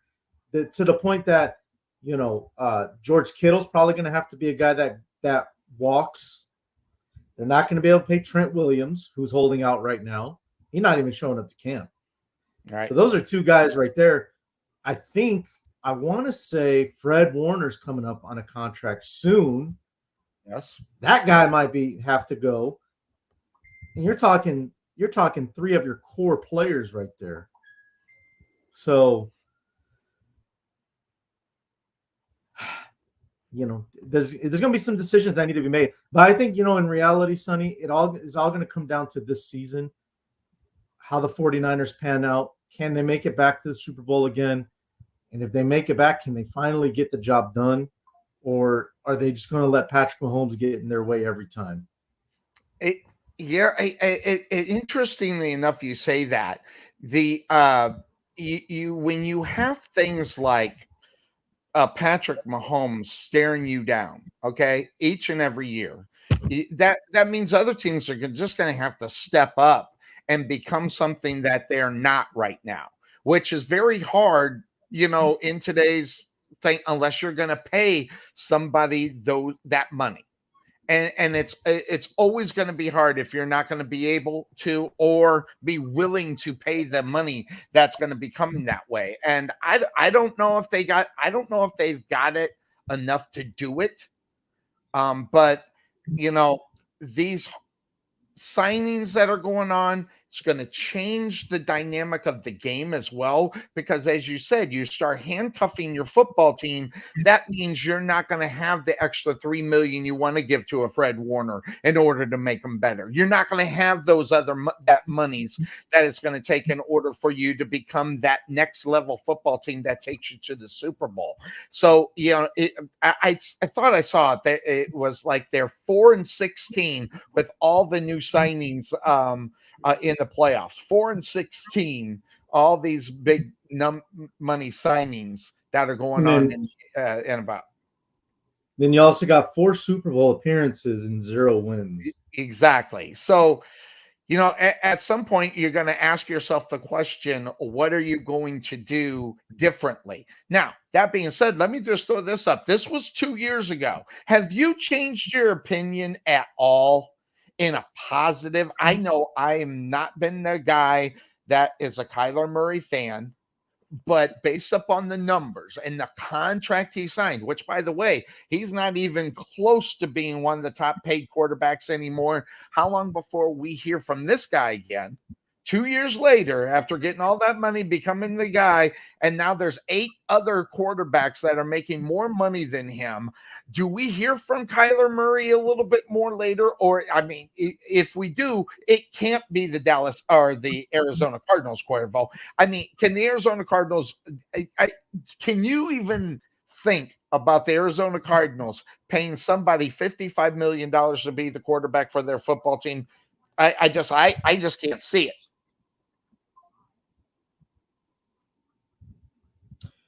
Yeah, I think Sonny, I think Kyler Murray's another guy that I think you're going to be looking really close at this year. As if, as in, is he going to be an Arizona Cardinal next year? Yep. Going into 2025, 2026. I think he's another guy on the bubble as far as, does he get moved next offseason along with Dak, along with a guy like maybe Daniel Jones in New York, along with another guy like I know there's a couple. Does Derek Carr survive in New Orleans depending on his health? Does a guy like, what's Pittsburgh going to do? Don't sleep on the Steelers. They might be a team that goes after one of these vet quarterbacks, because I'd have to look at what the draft class is looking like for next year for quarterbacks. Off the top of my head, it doesn't look good. I don't see it being a very good situation, and you don't want that guy leading your team. Trust me, I know firsthand. That guy's not going to get you very far. Sorry. You don't have any trust in one Justin Fields to lead the Pittsburgh Steelers? I wonder if who could have predicted that out of all the people. I don't know. I wonder, could that have been me that predicted that? I don't know what I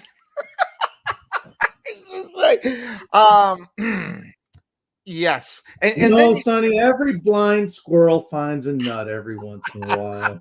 Hey, everyone. Hey, I have to admit though, Sonny, you tried to tell me, I didn't want to hear it. No. Because it was fool's gold, man. Like you see the that flashes is at times. Good one. Fool's gold. I like that, Cuervo. I like that. It was full, because you see the flashes, and as a fan, I wanted to believe, like, okay, he can use what he's doing right now and build from that and get better and improve and be more of a student of the game. And okay, dude, you see what you did in this game? Like, I'll use against Detroit last year as an example. The game in Chicago against the Detroit Lions. Yes. I mean, for the Lions, for as good as they had a season last year, he carved up that Lion defense. He did. And throwing the football too, by the way, not just with his legs, right, throwing the football. Even the game that my wife and I went to, I saw with my own eyes, he tore that Denver defense up. Yep. Then came the fourth quarter, and then comes the fourth quarter, and somebody had to give him a diaper because he pooped all over himself. You know what I mean? Like, the defense didn't do them any favors either. But at the same time, it's like, man, I saw what he could do. Like, when he's in the pocket and he's got decent protection, I saw what he was capable of. Mm-hmm. It's just, for the reason that I pretty much said I was done with him, it was different reason than what you had. Your thing was more, he needed to be more of a pocket passer. Yes, Need to be I better. agree with that. You still have to have that skill in the league to win a Super Bowl. Patrick Mahomes, we love what he does. But most of it's in the pocket, and most of it is, Absolutely. on he's on the run, yes, but he's also looking downfield. He's always got his eyes downfield, and he's always looking for a play downfield, whether it's Kelsey or whoever. Well, that half second Fields' deciding whether or problem. not he's going to run through a hole the difference between Patrick Mahomes and Justin Fields, taking that 1 second to see the hole in the field or the wide receiver that might be breaking open. Those are split second things that he's got to see in order to deliver the ball down the field. And if he's trying to find the hole to go through, he doesn't get to see that out there. Now, I can't lay claim to that idea. I heard that idea and it makes perfect sense in reality. If you got that only split second to find a guy who's breaking away and you're not looking downfield and you're looking for a hole to run, you lose the opportunity down the field. So that is where Justin Fields needs to change his game. Will that happen over in Pittsburgh? I don't know. Right. Will that happen behind a Russell Wilson? Can Russell Wilson teach him? Unlike some of the Bears quarterbacks who were trying to teach him and he wasn't listening, if you heard those stories and things of that sort. So the nuances of an NFL football game coming from college has got to be learned on a quick. And I'll tell you the guy that did it last year, CJ Stroud. Listen, CJ Stroud took a hold of what the NFL was giving him, and he adjusted his game from college to NFL to be the success he was. Now, granted, listen, he made the playoffs. Granted, did they get lucky? Yes, but at the same time, he picked up on the game. The question is how long will it be if he goes back to the college game that he is used to playing, or does he continually move up in the NFL ways on how somebody or how an NFL game is going to be played? And that's where the sophomore slump comes in for a CJ Stroud moving forward within the season. Right. Yeah, exactly. And he, like you said, he took what the defenses in the league gave him and made the most of it. I mean, those receivers last year in the beginning of the season, we didn't really know much about Nico Collins. Tank Dell was a rookie. Yep. So he made something out of nothing, really. Absolutely. I mean, that's that was one of the more impressive rookie seasons for a quarterback that we've had in quite some time. Exactly. And that is so he's the why exception. you hear from me, I don't look at rookie quarterbacks and say, listen, you're going to have a successful season. I look at rookie quarterbacks and say, listen, you're not going to be good. It's not a knock on them, but I said it, I don't know if you've seen on my timeline, I put up from 2 years ago when we were talking about Justin Fields in the group setting that we were talking about. And I said it. And I mean it, and I haven't changed my opinion. We have got to stop putting the golden coat on these, 1 year guys, 2 year guys. They need to develop before we start putting the gold jacket on these guys who end up being absolutely nothing. How many years we've seen, oh, this guy's got the potential, he's going to be a Hall of Famer. Y'all talking out of the side of your ass because you don't know what's going to be, because a Hall of Fame quarterback is not just 1 year, it's not just 2 years, not just 3 years, it's 4, 5, 6, and 7. And that is the reason why you make the Hall of Fame.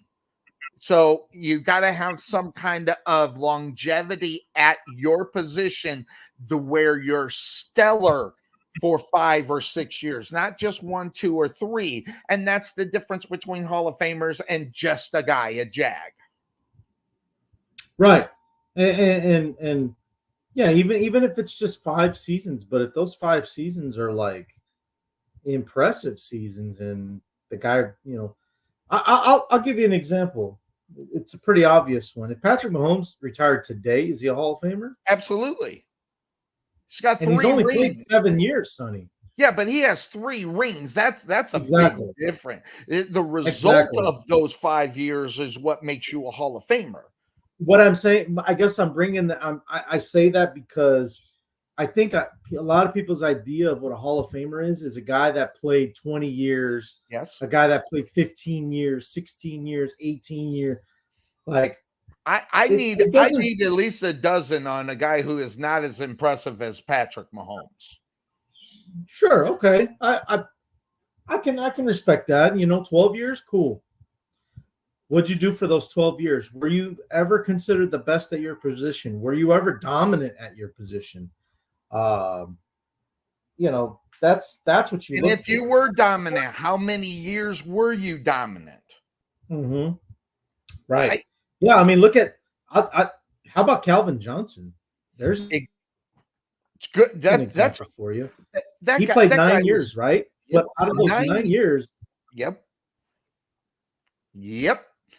out of those 9 years, though, how many of those was he considered the best receiver in the game? I'd say probably at least half, right? 5, I maybe would 6. say 4. I was going to say 4 or 5, but what he did in the end zone is what made him above and beyond most wide receivers. See, Calvin Johnson didn't need the yards, he needed the touchdowns. And that's the reason why. When you got a 6'8 dude out there catching the football at the wide receiver position, you're just throwing it up and hoping he comes down with it. And that's what Matthew Stafford built his career on before he went over to the Rams to win an actual Super Bowl. But that's how he set it up, is throwing to Calvin Johnson. Yeah, exactly. But now, that being said, Cuervo, with all the money that's being thrown around, there are some quarterbacks now under a lot of pressure. I mean, we're talking about some money that is being thrown around. Then you have the guys that are supposedly have the potential to be guys that take the step. And then there's guys that are established but got to do it again. And that's what this list of 8 is looking at. I grabbed that obviously off of Fox NFL. There's more names at the quarterback position that have got some pressure going on, but these would be the top 8, whether it's they got paid, whether they're going out on the potential that they're supposed to be, or if they're a veteran and they've got to be the guy for their football team. And if you look at this list, you got to ask yourself, how many of these quarterbacks are actually not make the Super Bowl, Cuervo? How many of those 8 are going to make the playoffs this year? And these are guys that are under a lot of pressure in 2024, regardless what situation they're in. First of all, I got issues a little bit with this list. I think there's some names that don't need to be on here, but okay. But out of these 8, how many do I think names you wouldn't have on this list? I would say for sure, like as soon as I saw his name, I was like, no, take him off. Why is Bryce Young on here? Potential.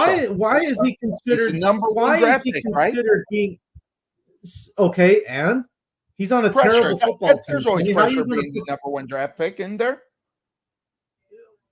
Yeah, well, yeah. I mean, we're going to see it again this year, but oh, you mean under that? The most pressure? You mean this? Yeah, guy? that. Yeah. Can we stop, please? I mean, that's my team. I don't want to see that. I think that's so stupid. So stupid. Sorry, listen, man. Like, man, you got so many memes out there on your guy. It's hard not to bring him onto the show. And that's fine. And that's fine. Whatever. I think it's dumb. I'm not hyping. I'm not going to hype him up. I'm not going to hype myself up about it. Go out there and prove it. And if Trey goes back and he listens, or if he's listening now, I'm telling you, you want a sneak preview of my motivation speech week 1? It's going to be go out there and prove it. That's my speech. I'm not going to do no cheerleading crap this year. I tried it last year. It backfired right in my face. It kind of did. This year is you know what? You want to get you want people to hype you up, go out there and just prove it, man. Like exactly. listen, Sonny, Bryce Young, take him off. Yeah. He's a number one pick from last year. He's on a terrible Carolina Panthers team. That team's going nowhere. So Yes. why are we saying that he's got pressure on him? I could see if they made crazy moves to Mhm. improve the offensive line, get him better Right. receivers, did some things on D, like they completely rebuilt the roster, right?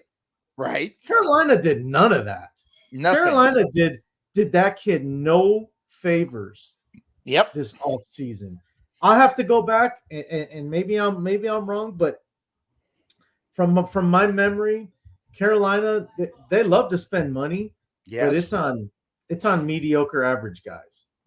You know, I'll have to go back and look at who they got. Isn't Adam Thielen on that football team? Yes, and so is Miles Sanders. I mean, Sa- these are guys that just weren't hacking it Run of on the their mill. play. They're run of the mill players in reality, average at best. Think about where they came from, Sonny. Adam Thielen was on a Minnesota Vikings team that was a number 2 seed in the NFC 3 years ago. Oh, Miles don't Sanders remind me of that. Miles Sanders was on a Super Bowl Eagles team, Yes. NFC Championship level Eagles team that Philadelphia was like, yeah, no thanks. You're Interesting. talking throwaways on playoff teams, and then they go to Carolina, and you see why those teams decided to get rid of them. That's why those teams are playoff teams. They're smart. They see what's going to happen. It's like they got that vision of, yeah, Adam Thielen, he's done, man. Miles Sanders, he's done. So Carolina's like, oh, I'll take your leftovers, no problem. Well, But- hold on. Now, wait. On Miles Sanders, I thought that was probably not a great move. If you were It gonna, wasn't. if you were gonna dish him out, you shouldn't have dished him out. You need a backup. It works. I mean, this guy could have qualified at the backup. The problem was the salary demands that he was having, and the Philadelphia Eagles realized those salary demands is going to be a distraction to this football team. That being said, look what they did last year. Might have been the right decision in reality for Philadelphia because it wasn't about the running back that they were having problems with, but it was still enough a distraction to pull away from what it's all about, which is trying to get back to the Super Bowl, which unfortunately that didn't happen. And the monies he was asking for was taken away from that in reality too. Yeah. Now, Sonny, that all being said, of course, that's the name of this show. That's the name of this show. I have to think, and I thank the Carolina Panthers every day. Yes. For the trade that they agreed to. Yeah. With my team.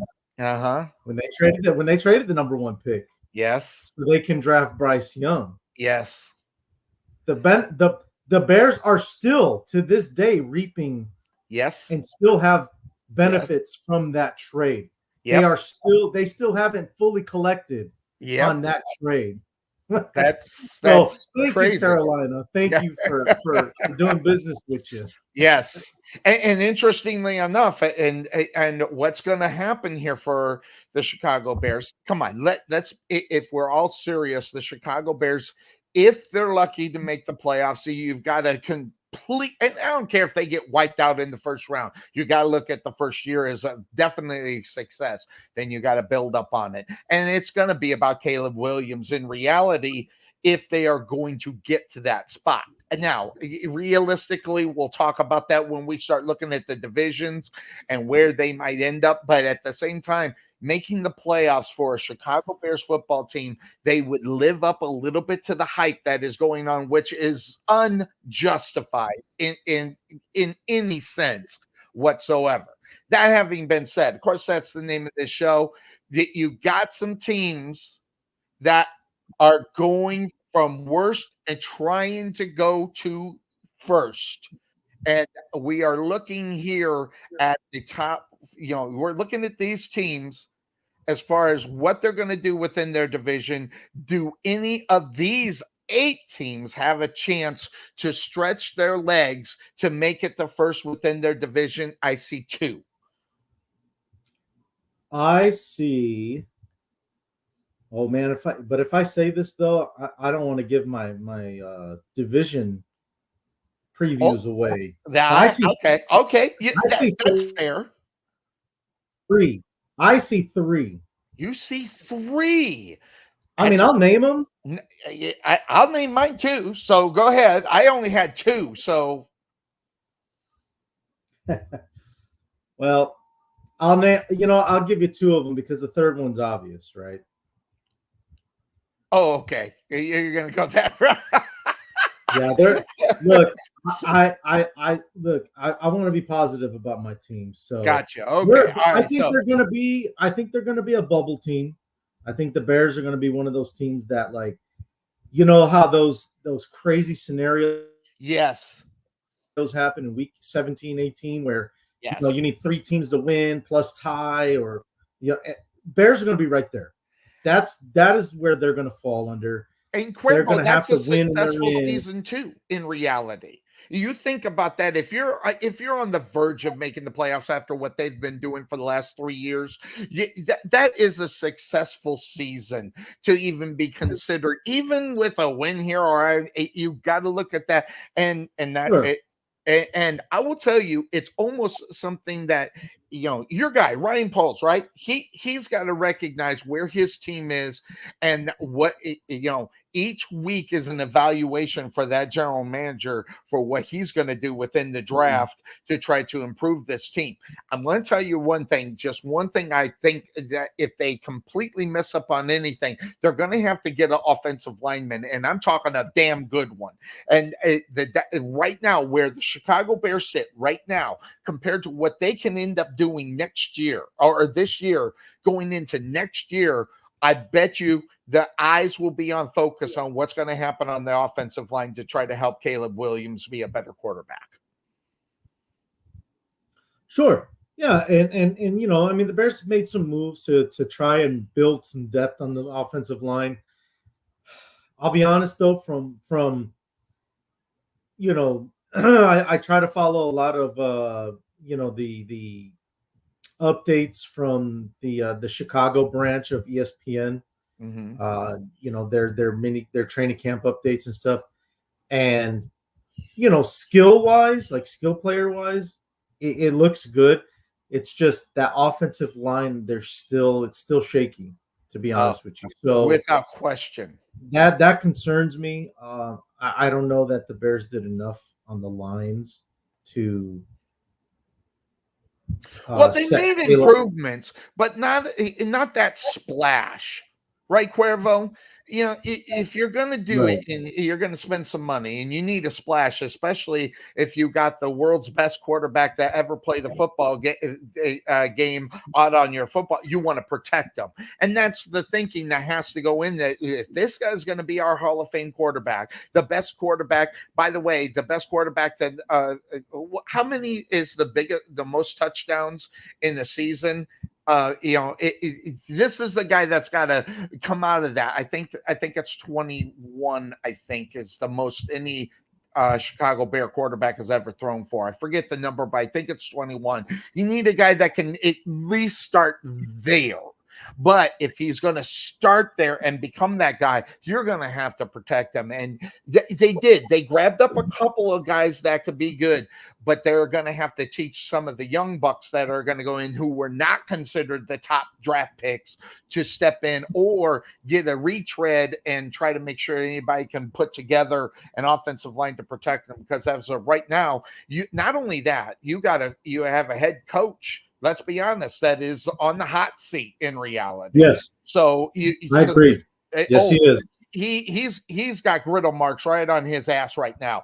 And the bad thing is unfortunately it's all going to be based up on whether or not he keeps his job, what Caleb Williams is going to be able to do. And if they can't, what are they going to do? They're going to start all over again with a new coach. And that's the last thing you want to do with your new quarterback rolling into year number 2, another head coach, another guy.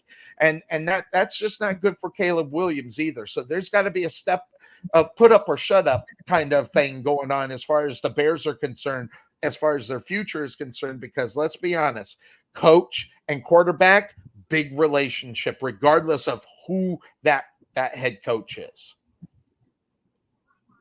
Right. Yeah, and and I think that's why it was important to bring in a guy that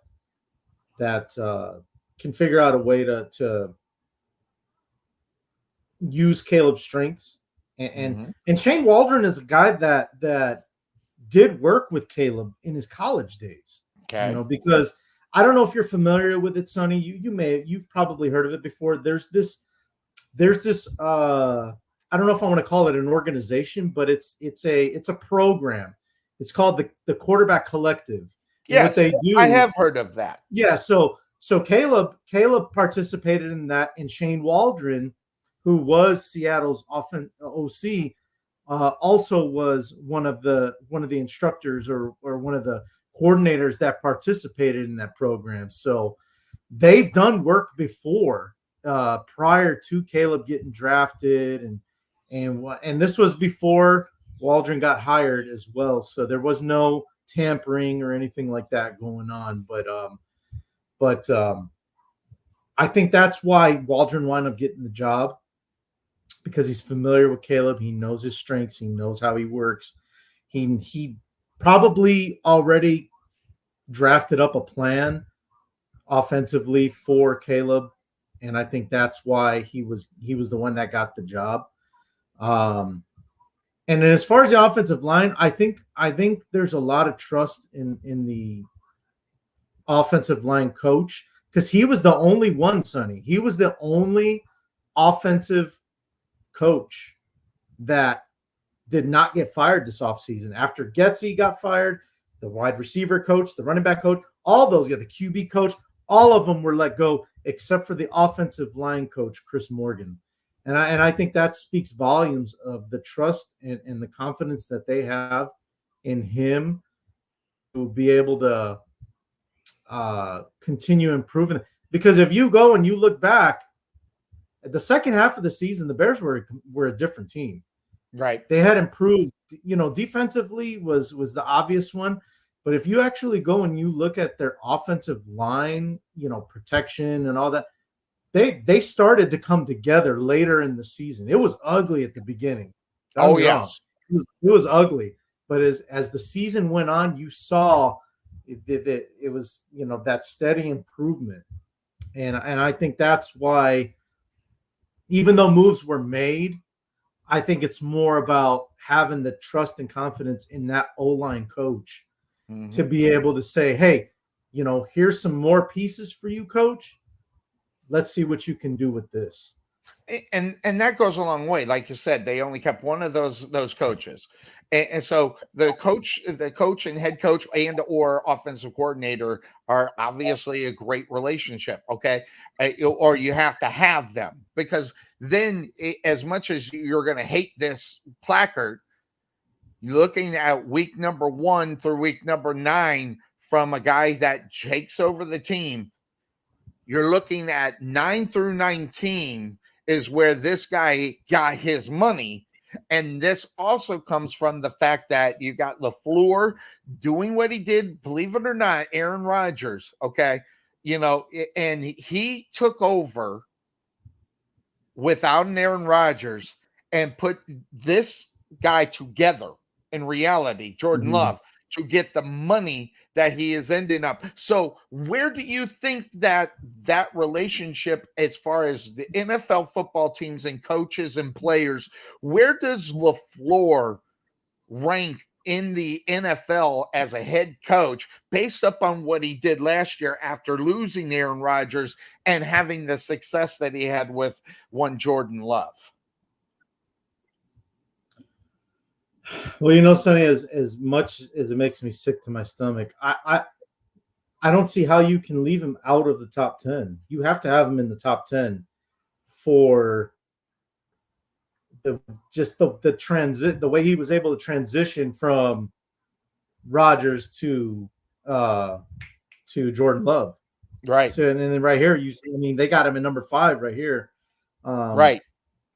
Yeah, I don't know if I'd put him that high, but he's definitely in this graphic. I don't know if I'd have him at number 5 though. There's a lot of them. This is according to Cody Benjamin, which I don't respect, but I thought it was a good graphic. In reality, I think he's got number 1 right. Outside of that, I think there's some movement above some of the players. I think Yeah. I probably move Campbell up to 6. In reality, McDermott I would probably have behind Stefanski. In reality, and then the movements. I don't know. It just depends on what you think about a Kyle Shanahan and his performance for the last 3 years. I think that's a kind of a little bit high for him, and also a John Harbaugh. I think is also a little bit high for him as well. Mike Tomlin, I think he's at the right spot. But, interestingly enough, when we're talking about those relationships, we talk about those. How many on here have got one of those quarterbacks that are going to be making that money? So you got Matt LaFleur, you got John Harbaugh. Make it Kyle Shanahan's going to have a Brock Purdy situation that's going there, and then you got Andy Reid. Now, right now, Herbert with Jim Harbaugh is a big story, and then also you got Dan Campbell. These guys are the top of the line, even to a certain extent. Sean McDermott, along with Kelly, doing what his situation is. So I don't know. I'd move them around, but I think the top 10's actually right here, just different order in reality. I'd take one guy out. Which one would you take out? I think I know what it is. Yeah, and I just met him a month ago. Yeah, that's what I thought that's where you would go. We don't know. It's a different day and age from when he was coaching the 49ers now to the Chargers. It's almost a total different game now, isn't it, Cuervo? Compared to when he had everything. The dynamic is so huge now. Right. And that's why I need to see that he has caught up with the times, right? Because he's been out of the NFL for 10 years. Yes, that's a long time. Can you bring yourself back up to speed with today's NFL compared to the NFL of 10 years ago? Yes. And if you can do that, okay, then depending on how the Chargers do next year, all right, you're back in the top 10 as a head coach. Because in his day with the 49ers, he was top 3, hands down. Absolutely. He was a top 3 coach. Some may even say the best. But I just for me it's a prove it. For me it's a prove it situation. Prove to me that you have caught back up with the game and how it is today.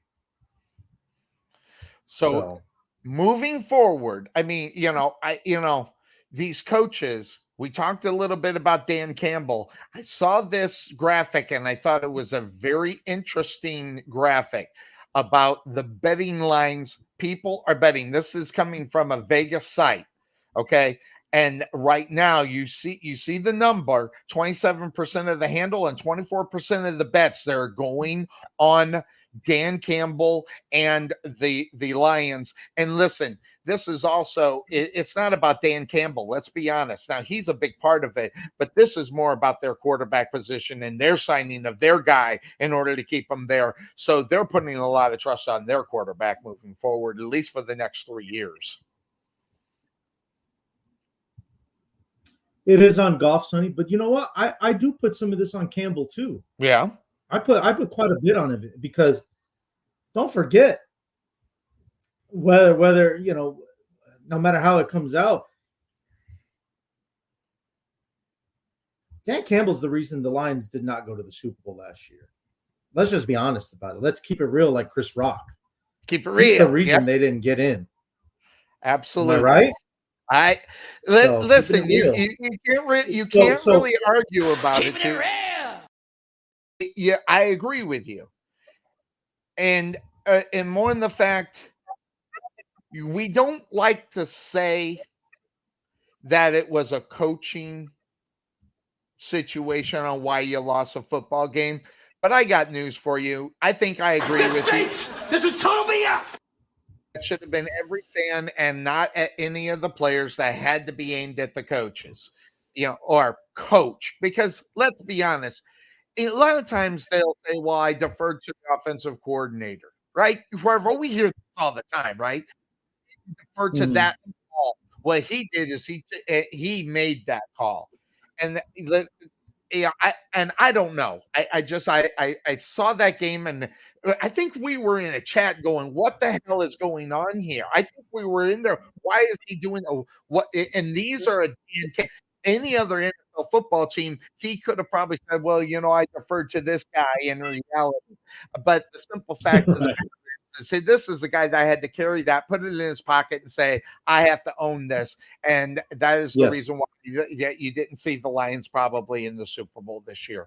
So I get it. The pressure is on a Dan Campbell to see if he can make better decisions for the betterment of his football team, not for his ego or just a shot to say, "Yes, we've been doing it all year. Let's do it again."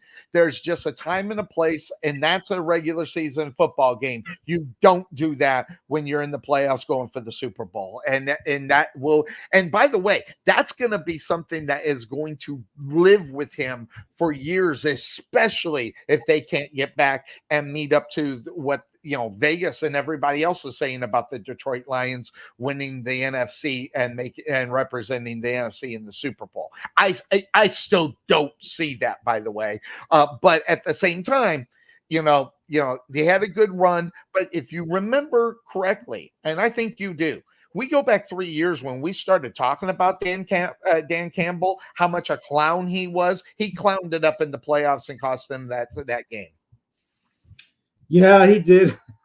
The I guess the meathead side of him, right, Yes, came out. exactly. It was like, "Bro, we're gonna go for it." Well, gotta be careful with that. That works in the Just one gym, of but it those, doesn't work Cuervo. on the By the field. way, one of those would have won the game for him. That's the problem. He did it, what, 3 times? It was 3 times, right? If he Yeah, would have just kicked the freaking field goal one time, they would have won that football game.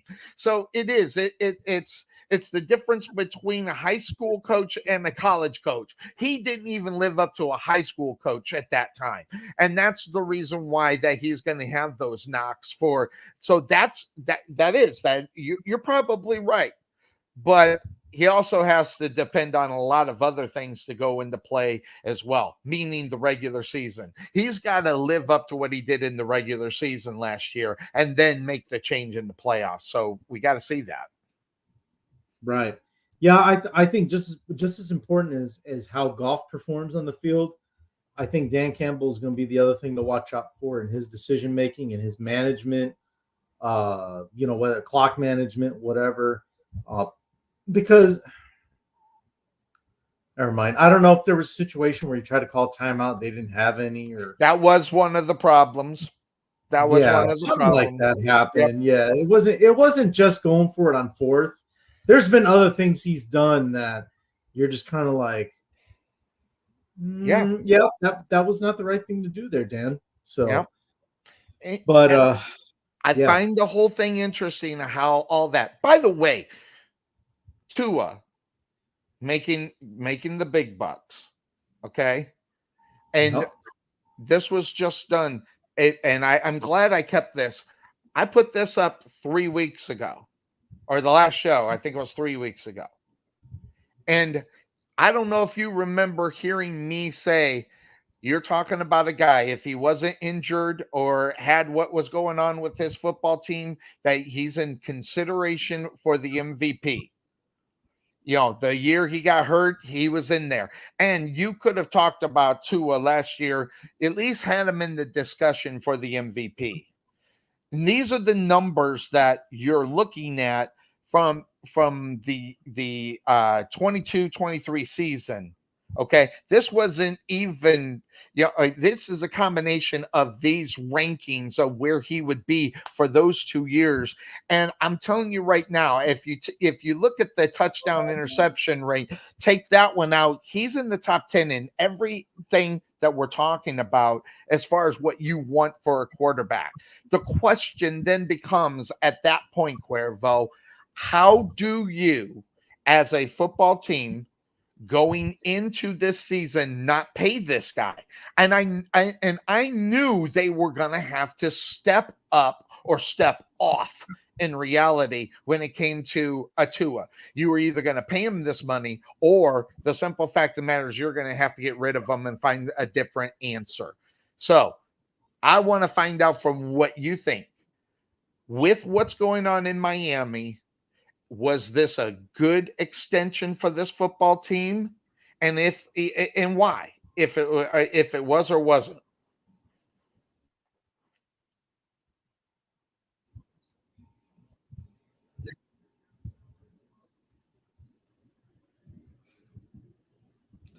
My initial thought was it was not a good extension. But then when you think about it, what else is Miami going to do? And I think that's why you see a lot of these quarterbacks get paid the way they do, Sonny, because it's not that they're worth it. It's, we really don't have any other option right now. Either we pay this guy and we cross our fingers, or we roll the dice on trying to find our next great quarterback. And then what happens if we don't find him? That's always going to be a question, especially that's now. a question, right? And that's why you see that graphic with Rich Eisen's tweet about paying for hope. You pay for hope. Yep. And because teams, I mean, it's not that the talent's not that talent evaluators can't find the talent. It's just it's not there. Right. So the talent's just not there. There's only so many guys that can play at that level that the 32 starting quarterbacks in the NFL can play at. Mm-hmm. There's only 32 of them. Only 32 guys can start for an NFL team.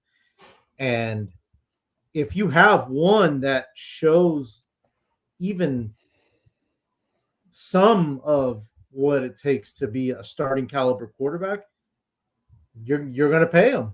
Absolutely. That's just the way the league works now. And interestingly enough, Cuervo, when I found that graphic on who's making what, Trevor Lawrence kind of started this in reality, making as much as Burrows. So their hope is that he can at least be a Joe Burrow, right? In reality, this is the reason why he got some of that money. That's what the Jaguars are trying to do. They're trying to live on a little hope that he can live up to his own hype on what he did in college. And then I love you're living on hope on what he did his first year can only improve because they had a pretty damn good year in reality moving through. So you got your top three right there as far as the numbers are concerned. Then Tua Goff at 53 million, but really, let's be honest. There it is. The combined playoff record is 16-17 of these guys.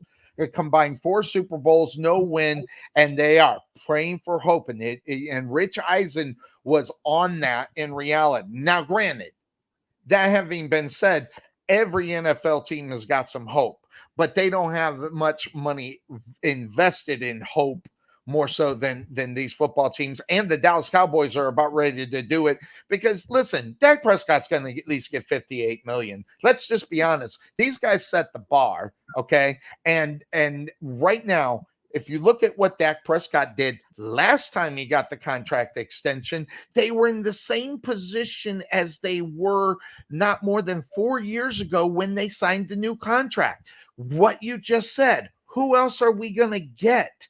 When you got a guy that can throw for 4,000 yards, for 4,000 yards and over 30 touchdowns, and by the way, his interceptions were below 10 last year.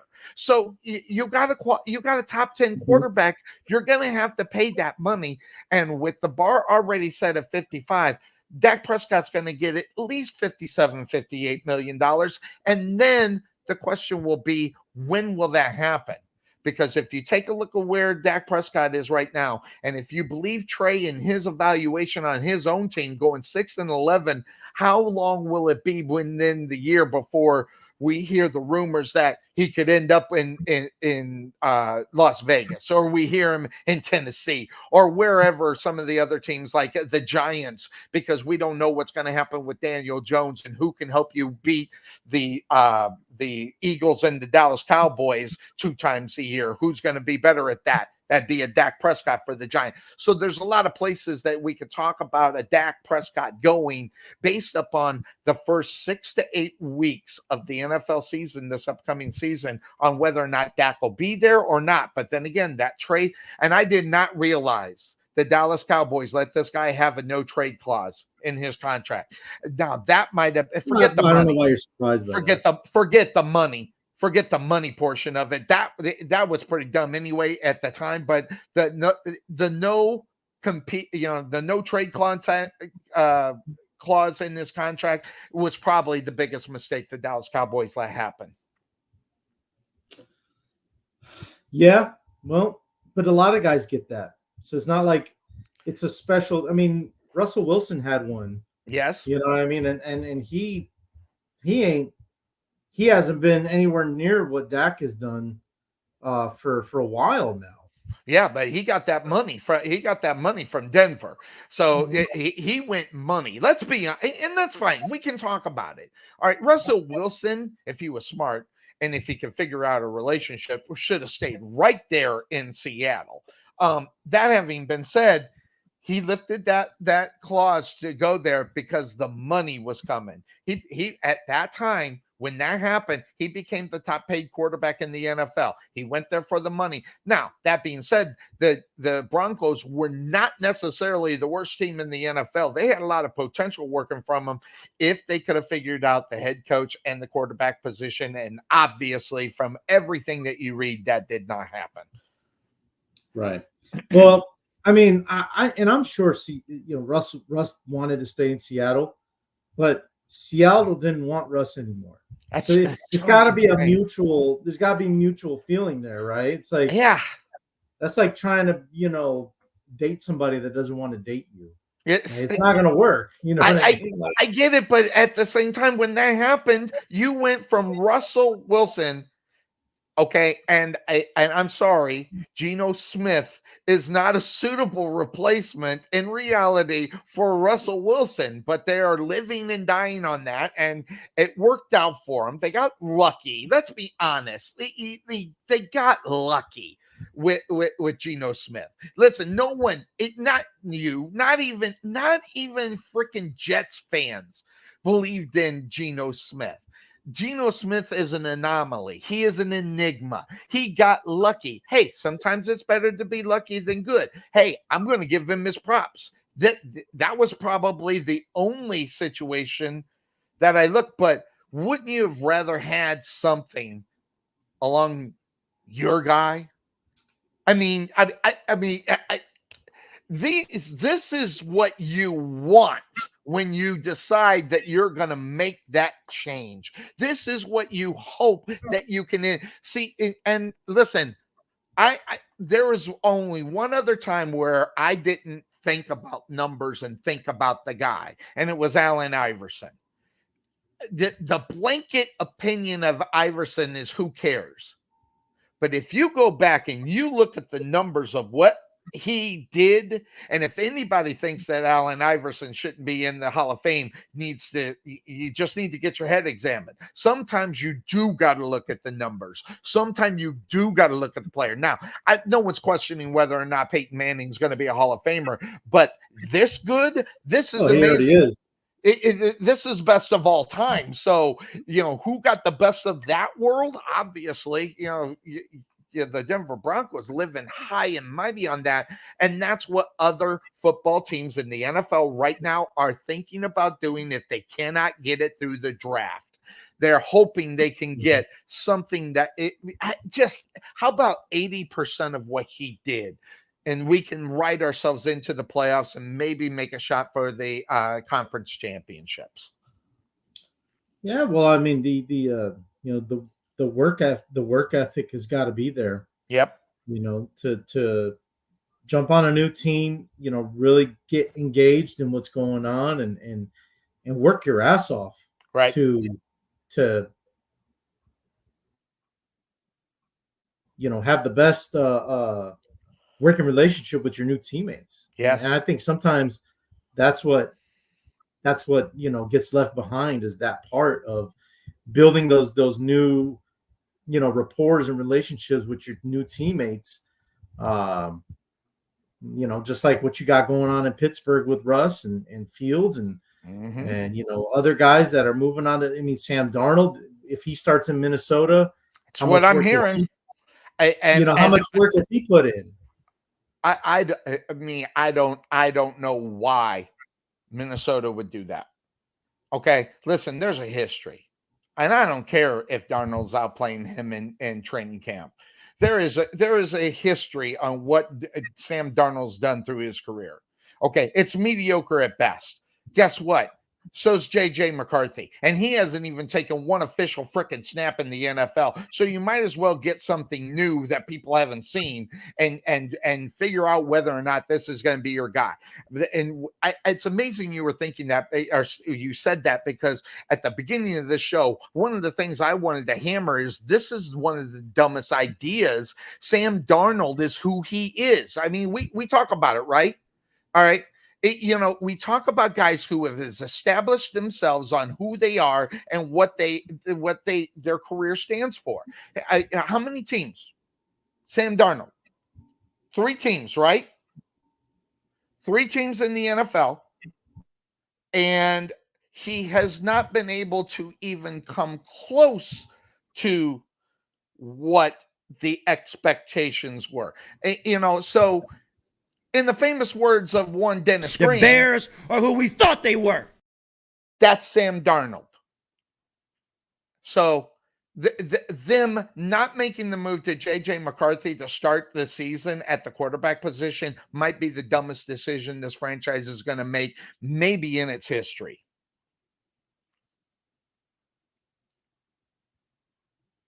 And I think I got Cuervo on a froze. Hopefully.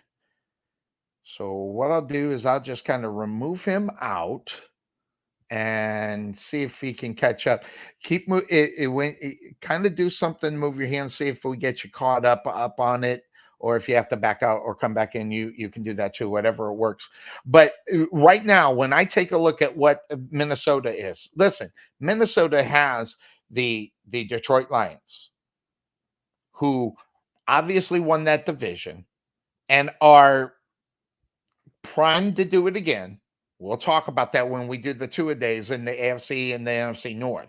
But you also got to remember, you got not just the Lions to defend, whether the Bears are going to turn and be that team that everyone is hoping they can be, right? And then you turn around, then you got Green Bay. Where are they going to? Are they going to be back up on top of this within these divisions? And if they are, what do you think that a Sam Darnold can stand up to a Jordan Love or Jared Goff, or even in that fact? If I was going to start my franchise and it was Williams, even though I'm not a fan of Williams, I'd start Williams way. And I mean way before Sam Darnold. It's a big mistake, and it's going to kill the confidence in reality in J.J. McCarthy. You got to build up that guy. If he is going to be your franchise, you got to build up a trust.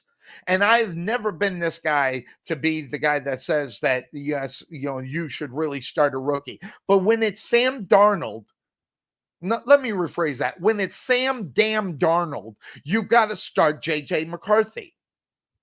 When you got Justin Jefferson, you need to get this young guy the relationship for Justin Jefferson before he turns into the guy that got Jimmy Garoppolo. Listen, I watched it, and I'm even saying rightfully so. But when you go to Las Vegas and you see what happened with my guy, Jimmy Garoppolo, not delivering the ball to Adams, you're going to have that same thing in reality. if you decide to have Sam Darnold go in and not be able to deliver the football, you're going to lose the trust on your guy that you're paying the big bucks with. And that relationship, as far as JJ McCarthy and Justin Jefferson, should have started the second they drafted him. They should have gave him his telephone number, and they should have been on the phone talking and getting together. The fact of the matter is, the Minnesota Vikings are going to probably, we'll be talking about the division, but if they're going to make the move for Sam Darnold, this is going to cause a problem for that football team moving forward. Sam Darnold is not the guy to take over when you got to take care of business in your own division with the Lions, Green Bay Packers, or Lord forbid, you get your ass wiped out by the Chicago Bears with a rookie quarterback. This is a mistake in reality, and I think it might be a mistake that will last a very long time in Minnesota, Cuervo, by starting Sam Darnold over J.J. McCarthy. Well, I mean, they brought him in to be the. I mean, they brought him in for that reason, didn't they? To be the starter or to be veteran leadership? Like, I thought he'd be the backup quarterback and veteran leadership for your guy. Yeah. But Cuervo, think about the thing, and you backed out. So, but I go back to what we're seeing on Netflix and the things with the Raiders and stuff like that. With Jimmy G, Bryce was talking about in the chat, where Devontae Adams said, "Hey, enough of this shit." Okay, that's what's going to happen with Justin Jefferson, with Sam Darnold. And you weren't on the line when I said this. As soon as the Minnesota Vikings drafted J.J. McCarthy, they needed to get J.J. McCarthy's telephone number to Justin Jefferson so they could start doing what they're doing. Instead, they are making a mistake. And listen, this will be an interesting division for the NFC North. I'm telling you right now, I always look forward to the AFC North. This year, I think the 1A is the NFC North on not how many games they'll win, but what storylines are going to develop during the season to put one team ahead of another. And I think that's what we're going to get in the NFC North. Yeah, I think the North on both sides are going to be the divisions to watch. And that to be biased when that's Sonny. But like you said, I mean, it's you got a lot of headlines, you got a lot of stories in the NFC. Even in the AFC, I mean, how's Pittsburgh going to look? Arthur Smith as the offensive coordinator now. Now Russell Wilson and Justin Fields. What's gonna happen? You got the Ravens. Can they finally take that step forward? Maybe reach the Super Bowl this year with Lamar Jackson. Who's the other team? Cincinnati. Wow. Joe Burrow's back. Mm-hmm. Can they pretty much pick up where they left off as a team before he got injured? And then Cleveland. Who knows? Maybe. I mean, Stefanski is the coach of the year. Deshaun Watson. What Deshaun Watson are you going to get? Is he going to stay healthy? Now they got Jerry Jeudy over there at receiver with Cooper. How's that offense going to look? So there's a lot of things to talk about when it comes to both North divisions. And we're going to get an inside look at that, Cuervo, in reality, because this is mid-season, in season with the AFC North. Now, I complain about this because I hate Hard Knocks, not because I don't like what is being given to us to watch. This is a full distraction during the NFL season. It really is. And I think it's a horrible idea for the NFL to do this to the teams. So they can, I understand training camp all day long. That's fine. If you want to do that, but the week-to-week basis and going in there, and you're not going to see what's going on when cameras are there things are going to be different. It's not going to be so authentic where you're going, oh my gosh, I can't believe what I'm watching. No, it's going to be a trumped up a reality show in reality, and it's not going to be real. So I think it does a disservice to the teams. Never mind the NFL product. I think it does a disservice to the teams, which affects the quality out on the football field. And just look what happened last year in the midseason when they went to Miami. Do you think Miami would have been maybe a little bit better going through the playoffs if they didn't have all those cameras around? I honestly believe they could have and should have done better, and I put a lot of blame on the cameras. Yeah, I've never been a fan of Hard Knocks either, Sonny. I've never watched it. Don't really get into it. You're going to But watch this obviously, year. I'm gonna watch. I'm gonna watch in August because I have a reason to watch. Yeah, I've never been a fan of it either. Yeah, it's way too much of a distraction, but now thinking about football teams, we got the quarterback money. Okay, that's free flowing right now. But I saw a placard and I brought this up, and I just thought it was so interesting. And looking at the money and who's spending what on when and why, and how much of a percentage that you're seeing with their quarterback position, and how much money is being taken off of the salary cap for wide receivers. And I will tell you right now, you look at those high numbers, is incredible when you see the Seattle Seahawks up there and the money that is being sent in Seattle and the percentage of what money is being spent for Seattle. Obviously, the high being San Francisco. This obviously doesn't include any monies that a nuke might get if he gets whatever he's trying to get. But this is the way it is sitting right now. And with the Jaguars up there, as far as where they are in seventh place with the money that's being spent, that's crazy. But when you're looking at this, does any of this surprise you in reality?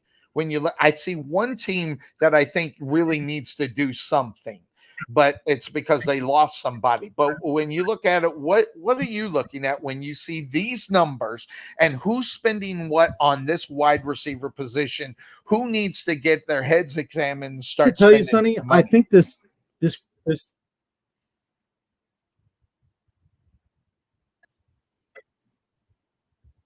Yeah, I think this thing's outdated, Sonny. And I'll tell you that's because I'm looking at the Detroit Lions, and as of today, there's one guy that makes more than that total.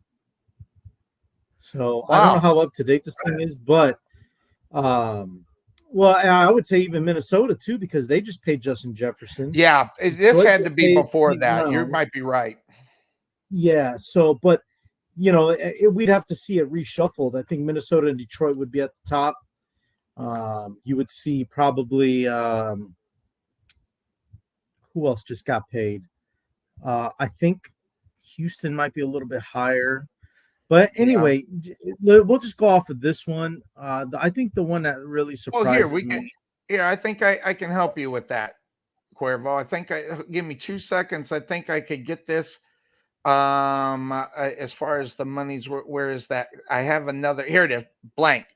Blam. So here's a kind of good look at the numbers here as far as who's getting paid what. And you're right, some of them don't match up very well with those numbers for the teams, but these are recent signings, so it was probably around the DeAndre Hopkins time. I is probably my guess. But maybe not, because did you see the Chargers, how low they were as far as that was the team I was looking at. So let's see here. Arizona Cardinals, what were they spending compared to that placard? Where's Arizona? Why can't I find a Cardinal head? There it is. 25 million. Let's see here. And then compare it to that number. Now I gotta find that again. There it is. Boom. So yeah, so it is a little outdated, it seems like. So, but at the same time, I mean, the Chargers are a team I'm worried about.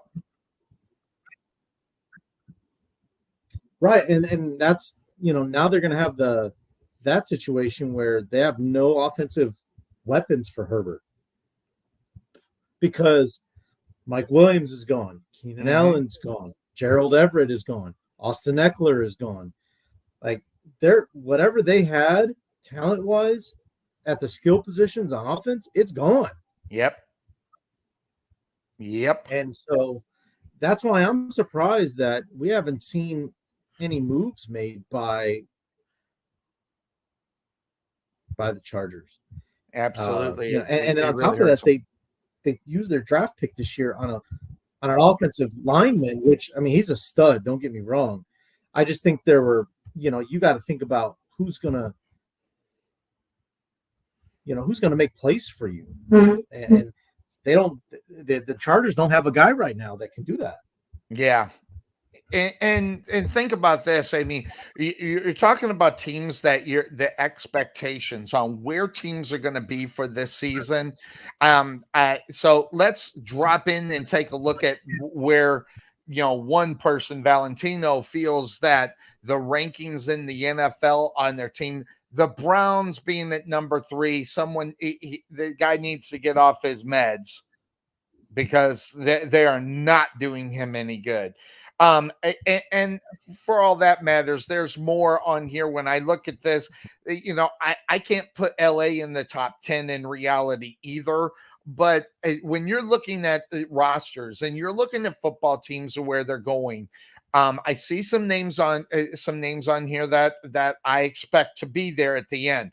I don't expect to see the Browns to be there. I don't think they have one of the better rosters that are out on the football team. That I think in reality, we're talking about coaching, right, Cuervo? It's only going to take you.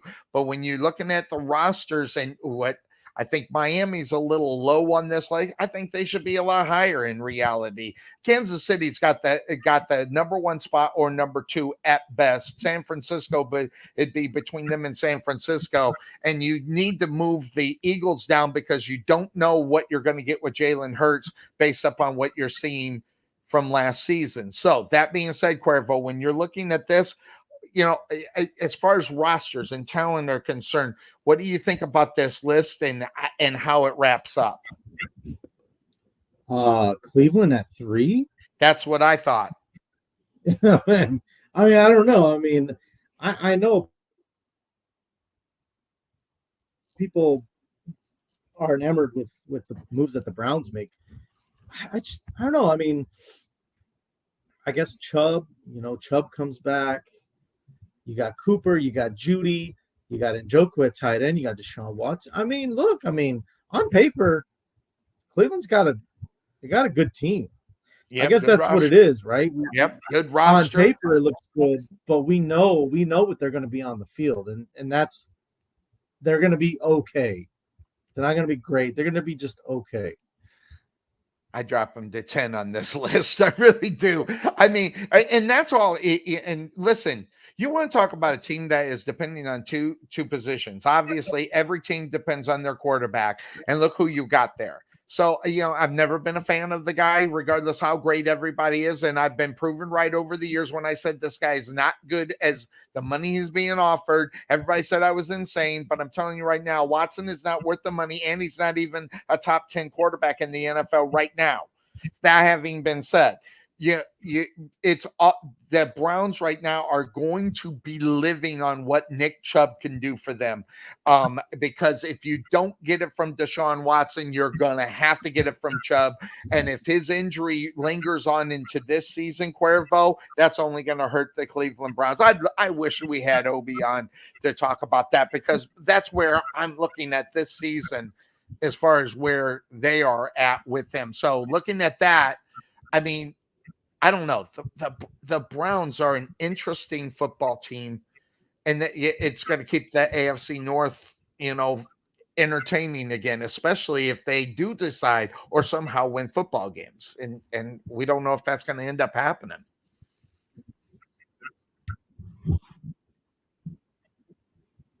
Well, look, let's not forget, I know we like to kind of bash the Browns a little bit on this show, but they did make the playoffs last year. We can't forget about that. Yes. With Joe Flacco making miracles happen in Cleveland, they were a playoff team. So, but they can don't they have do it Joe again? Flacco anymore. Did he not re-sign with the Browns? I don't remember that. He did not re-sign. As of right now, he has not signed any. He's open as a free agent, at least as far as my knowledge is concerned. Okay, I think I'm going to look it up, but yeah, not having Flacco and just the veteran leadership, as far as that is concerned, it hurts that football team. Yeah, because he's if with the Flacco's not on the Eagles. team, Sonny, they don't have it. Is he with the? Wait, is Flacco with the Eagles now? Let's see here. All right, here it is. All right, Joe Flacco. I don't know. Well, I shouldn't have clicked into that one. That didn't give me any good information. Here we go. That's the one I'm looking for. All right, so Flacco right now, he's with the Indianapolis Colts. So he's on the okay. Yeah, so obviously they got the veteran leadership in case something happens at their quarterback position because of injury. They need someone that might be able to come in and take care of some business and going through, which is actually, and talk about a great division to be in. I mean, listen, the AFC South is a joke. Outside of Houston, you can't take any of those teams seriously right now in reality. So this is the time. If you lose your guy, your future, Joe Flacco is a great, what a great trump card to have in reality to help you out in case of something, because he obviously proved that he could do that step-in role and help your football team out. But it'll be all interesting to see what happens with Indianapolis as they move forward. Yeah, exactly. Yeah, and the Colts are a good spot for him because he's that veteran leader over there, in case Anthony Richardson goes down again, or just a guy that can guide Anthony Richardson. That's what they're going to need. So that being said, I was also thinking about the season. I'm looking at the divisions and things of that sort. Okay. I think what has to happen for a football team is I think they have to become complete in order to win the Super Bowl. I really do. And what I mean complete. Okay. There are some teams that are giving up on the running back position. We're seeing that all over the NFL right now. They're giving up on finding the talent that can change your offense at the running back position. We're not seeing it anymore. And I think when I'm looking at this, the team that's going to step out with a good running back, good quality running back, that's going to be a team that we're going to be looking at in the playoffs. Now, whether or not they get them to the Super Bowl or not, I don't know. But I think what we're going to end up getting, Cuervo, is we are going to get a team in the many teams that will make the playoffs because of what they're going to get with their running back. Because I think some of them, even though you look at paper and you go, God, this is going to be good, they're going to have to offset it somehow, and that's got to be with the running game. We're still talking about the Colts? Or anybody within the NFL. As I'm getting set for our two-a-days, looking at football teams, obviously, I use case in point. If you want to just go up to Minnesota, JJ McCarthy and or Sam Darnold and Justin Jefferson, something has got to be done at the running back position for that football team to make any kind of stride in reality. Now, how they utilize them, I think that's going to be one of the big differences on some of the teams that will make the playoff is utilization of their running game. And I think they're skipping out up on it big time by not making it a big part of their game. Well, they did sign somebody. They picked up Aaron Jones from Green Bay. He's in Minnesota now. Right. So that's what I'm saying. They're going to have to lean on something. And as far as that team is concerned, because let's be honest, if you're not looking out for Justin Jefferson, you're crazy. And then if you got too much attention on it, you need to have the Aaron Jones. Exactly. That's what I'm talking about. And depending on who's going to be vying for playoff spots, I bet a lot of them are going to have somebody that either A, can at least run the football or give the option to throw the football on a consistent level, not just here and there, because that's what we've been getting from the running back position for the last, 3 seasons. We're not really getting, unless it's Henry or, those big names that are going. But, out of the 32 teams, at least 28 of them are not depending on their running back position to be a main portion of what they're doing offensively. Well, and I think that comes down to scheme too, Sonny, because relying on the running back doesn't necessarily have to mean handing the ball off. Look what San Francisco does with Christian McCaffrey. Exactly. They don't hand the ball off to him 30 times a game, but they use him in other ways that makes him a dangerous guy in the backfield. So it's going to come down to scheme, like offensive schemes, and how do you use your running backs? I mean, that's why I'm interested to see how Washington's going to use Eckler. Is it going to be similar to what he was with the Chargers? How's Jones going to fit in Minnesota? How's the Bears going to use DeAndre Swift? Is he going to be a guy that is going to be screen passes and stuff like that? I would think so, but I would hope. Or are they going to try to? Or how's Derrick Henry going to fit in with Lamar Jackson in Baltimore? Absolutely. How are they going to run that? I think that's huge. That's what I'm talking about. I just love the idea of what we're going to get from the running back position this year. And the main reason why is when you're looking at as far as the players and what they're being paid right now, Cuervo, it is really I'm just going to throw this up. Here you're looking at the numbers. At $19 million to Christian McCaffrey, you should get that money, and no one's arguing it. But look at the drop off to Alvin Kamara, and he's not even close to being all that great. And then getting to Jonathan Taylor. I mean, look at the drop off. Even Saquon Barkley only with $12.5 million, and look at what they're doing at the wide receivers with Justin Jefferson and thing. The trade off and the equal is not being spent a lot of money. I mean, look at your Aaron Jones and James Conner for the Arizona Cardinals. Look at that. That's $7 million a year that they're putting out on that.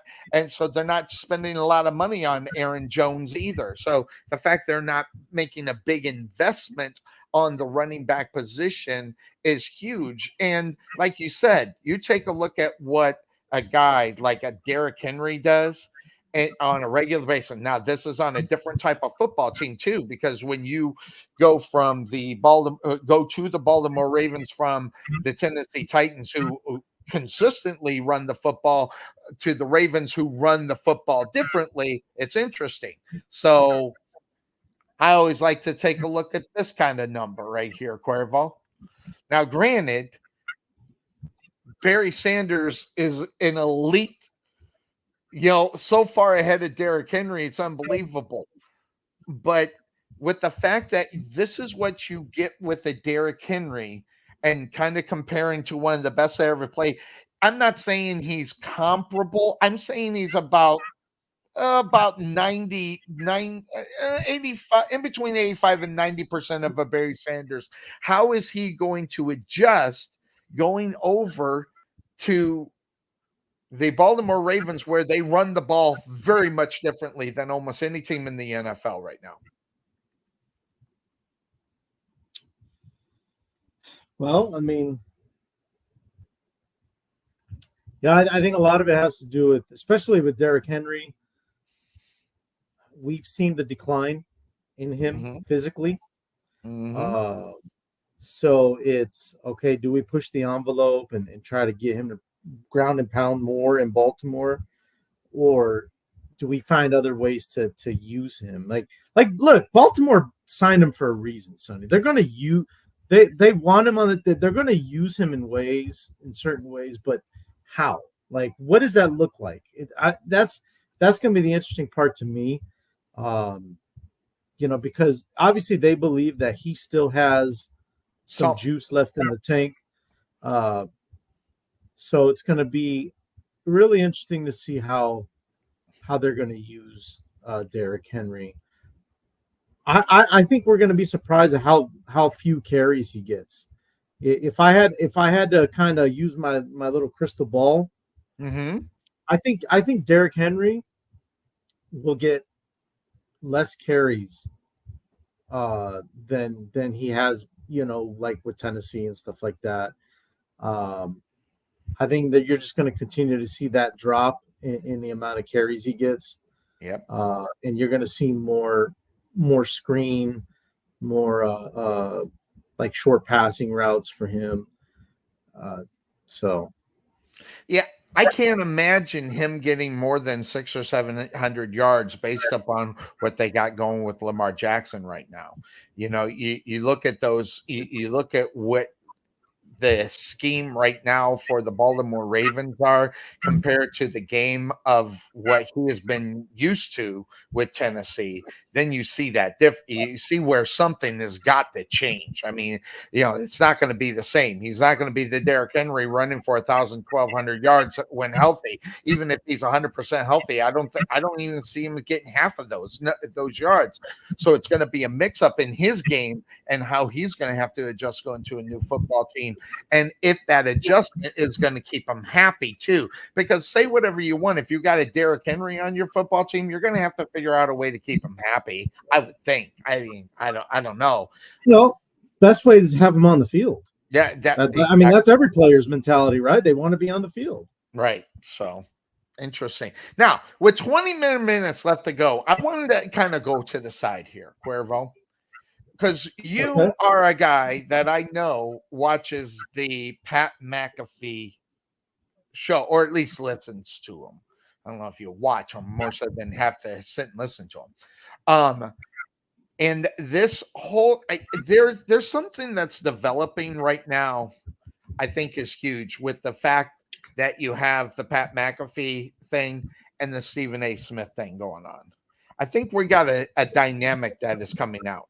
And I think it's huge. And it comes down to the fact that TNT has lost the NBA contract. So I want you to think about this. So no Chuck, no Shaq, no what's his name? Kenny Smith, and the guy that runs this TNT. Listen, you say whatever you want about basketball. It's hard to watch. But as far as a team that works well together, it's that one that's on TNT. Now, I've been hearing some reports coming out, Cuervo, and I think it's very interesting how it might end up happening. I think what you can probably see is that ESPN, these are some of the things that are going, ESPN is actually, if you believe front office sports, which by the way, they're becoming an authority, by the way, on a lot of things, front office sports. If they land this on ESPN, okay, they got the core right there. Does Stephen A. Smith get involved with this? So that's what I'm asking. Okay, because Stephen A. Smith has got the contract. He's going to be I'm not sure if he actually signed the 25 million or whatever the case may be. That being said, does Stephen A. Smith have a spot in this, do you think? I don't see why not. I mean, I know if I heard correctly, he didn't start off as an NBA insider. He was more of I think it was a football NFL insider.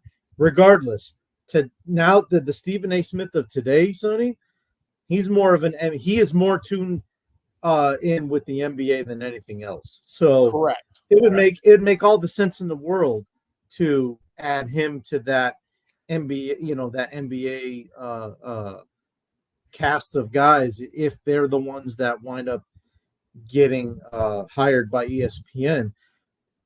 But when you do that, though, then what happens to the guys that they are? Excuse me, the ones that they already have. Okay, that's very simple. The ESPN's easy firing people. They don't care. And listen, let's just be honest. Well, that's also true. Whatever's going to bring in the money is going to end up happening. If the money, listen, if you're going to get Shaq, Chuck Smith, and the moderator, I forget his name, Ernie Johnson. You're going to pay through the nose for these guys. Okay, this is not just guys that know basketball and you can pay them $1 million a year. No, Chuck's going to demand at least 6 to 7. So Shaq, Kenny Smith, you could probably get for 5. I don't know what you can get Ernie for, but that's a lot of money based upon it. And then you throw in the fact that you have, see, listen. I know how a Stephen A. Smith show goes. And it's almost a total 180 from what you see from TNT with these guys that are doing it, that are doing it and will do it this last year. That relationship, the chemistry of, let's be honest, it's the best NBA pregame and basketball coverage in TV. It really is. And I don't watch basketball, but I'll watch these guys talk back and forth because number one, they're entertaining. Number two, when their knowledge comes in and things get skewed because of the young people, they can bring back a little bit of what basketball really is and not the cupcake league that it's become. And the way they put it together. But I think if you add a Stephen A. Smith, the way that he runs his show, okay, I think it takes away from the creativity and the creativeness of those guys. I think he'd throw a monkey wrench in it and wouldn't be worth watching. I don't know. Maybe I'm wrong. Yeah, I'm trying to picture how that would look. Maybe they don't even hire Ernie Johnson and they give Stephen A. that position and let him lead the show. And then he's got his boy Shaq, he's got his boy Barkley, he's got Kenny Smith. Maybe they add another person to the mix and make it a group of 5. Paul Pierce still works for ESPN, if I'm not mistaken. Maybe they add him to the crew. Oh man, there's different ways they can do it. It's just I don't see how that compares to competing with Pat McAfee, but because when it's not basketball season, how are you going to compete with Pat? You know what I mean? Like I'll be honest with you, when it's not NBA season, Sonny, nobody's really talking about the NBA. I agree. But when the NFL, I mean, we talk NFL 365 days a year. Right. We can do that. Yeah. That's what McAfee and his boys do best. Yes. They talk NFL. That's why their ratings are so good. So it's on Stephen A. to figure out, how do I keep ratings going 365 days a year? Yes. McAfee's got a shoe up on him because he's got former NFL player AJ Hawk. Mm-hmm. He's got former NFL guys and other guys with Aaron Rodgers. That's stupid stuff. He's got Mike Lombardi, even though he doesn't know what he's talking about. Mike Lombardi is a guy that comes on his show all the time. He's got other guests that he's had the Bears GM Ryan Poles on there a couple times. He's had Bill Belichick on there. So he's got connections to where he can keep NFL talk going on all year long, even in March and April, when the NFL is like, the only thing really going on is the combine and the draft. Yep. And I don't know how you build that. Like I said, I think the best one is the TNT, but maybe the new school coming in. Listen, I don't think it works in reality with Shaq, Kenny Smith, and Chuck. I don't see it working. Those are huge egos in reality. And I think adding a third ego of a Stephen A. Smith just tears that up, and it wouldn't be the same because of the way Stephen A. presents his show. It's like a total 180. But in your point, though, Cuervo, I don't know how you talk NBA the whole year long, except during the season. You don't. Nobody's. You're going to get tuned out if you're Yeah. trying to talk NBA basketball in August. Forget it. Yep. Nobody's listening. Nobody cares. I don't. Yep. Don't tell me people care about the NBA in August. It's not going to happen. Once the season's over, it's over. Right. And it doesn't start getting talked about again until October when you've got, the NBA preseason going on. Right. Getting ready for the regular season. Now, that being Middle said, of NFL season. yeah, in the middle of the NFL season. That being said, I'm gonna give you something real interesting here because Okay. my little hamster wheel is turning over here. All right. The hamster's working. Could you imagine? Could you just picture this for a minute? Could you imagine Stephen A. saying, "Screw you, ESPN, I'm out," and Stephen A. goes,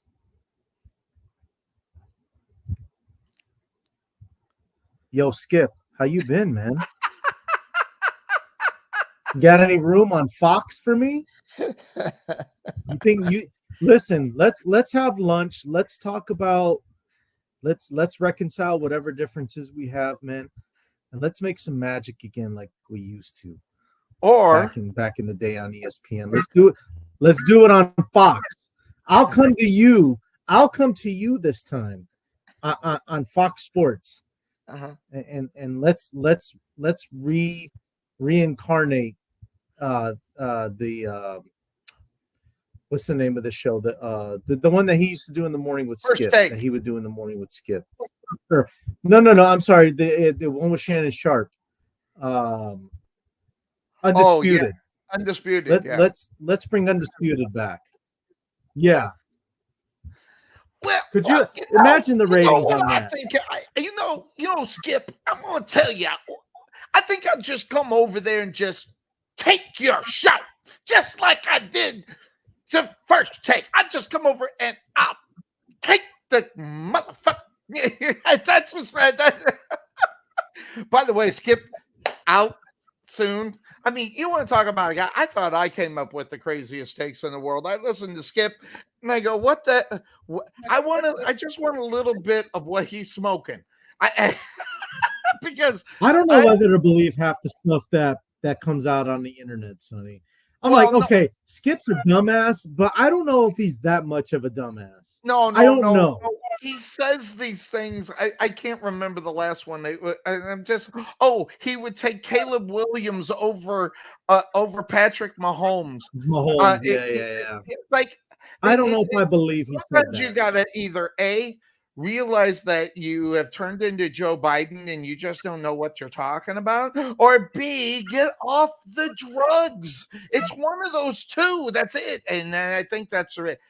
But either way, he's killing brain cells. Absolutely, there's no question. But that being said, of course, that's the name of the show. Listen. You think that yes, Stephen A. Listen, he's a very loyal man, but he's only going to be as loyal as the money that's going to be brought to him. And I tell you right now, if Fox offered him about $28 million, he'd be on Fox. I'm telling you right now. Or he'd just completely change it and go to his own thing, and he would make the money, and it would be done his way, and it would be worth a little bit of less money that he may end up making. Who knows? Maybe he'd make more. But obviously, you can't expect him to make that much money on a solo project coming from Stephen A. without the backing of the network. So, but it could be satisfying enough for him to say, hey, that's enough, and I control the content. I could say whatever I want, and I don't have to worry about backlash from other things. So that's an interesting point that you make about Fox, because listen, I don't care what anybody says. There's tampering goes on everywhere. Fox has been in contact with Stephen A. I'm just saying that's happening. And the simple fact of the matter is, ESPN may be his home, but guess what? Squat don't mean jack squat. It means nothing. And it's all about the Benjamins. We talk about that all of the time. On this show, it's about the money. And it's always been about the money, and everybody loves, So if you see Fox, go out and spend the money. That's where we'll end up. Yeah. So interestingly enough. By the way, I'm it's just good to saying see you. it's possible. It's good to see you. I haven't seen you Likewise. wow. You see, I've been so crazy busy. It's been nuts. So it's just like getting in tune with one to another and everything. My daughter moving. Yeah, I moved her on Friday. Oh my God. It's just been a mess. But Been a busy so dad. next week are we starting on our two-a-days?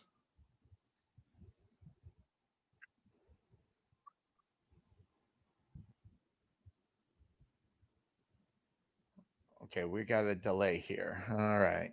Are you there? I'm here, Sonny. I'm here. Okay, I'm messing with you. All right, so next week we're going to start on our two-a-days. Yes. Yep. So what division, what north, south, east, or west, what are we going to do?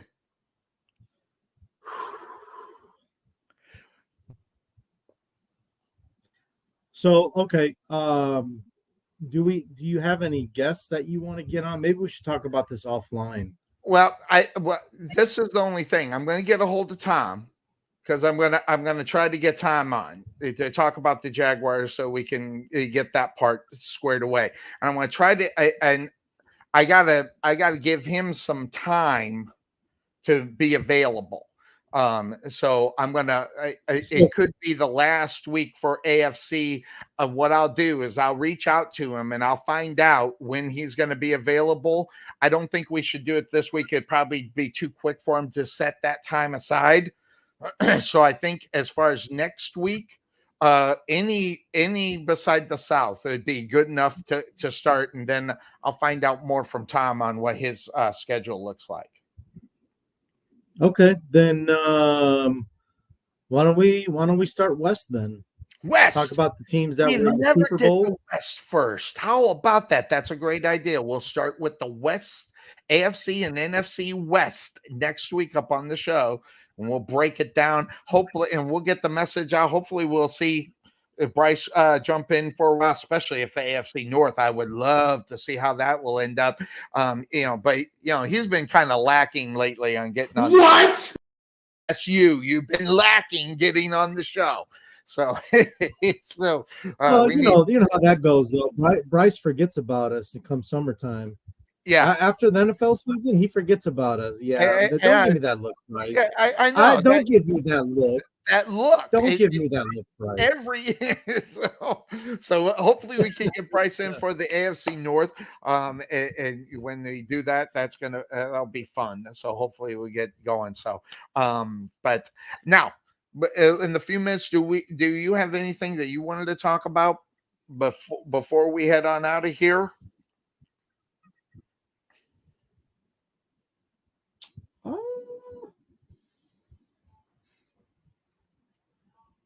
I think I'm good.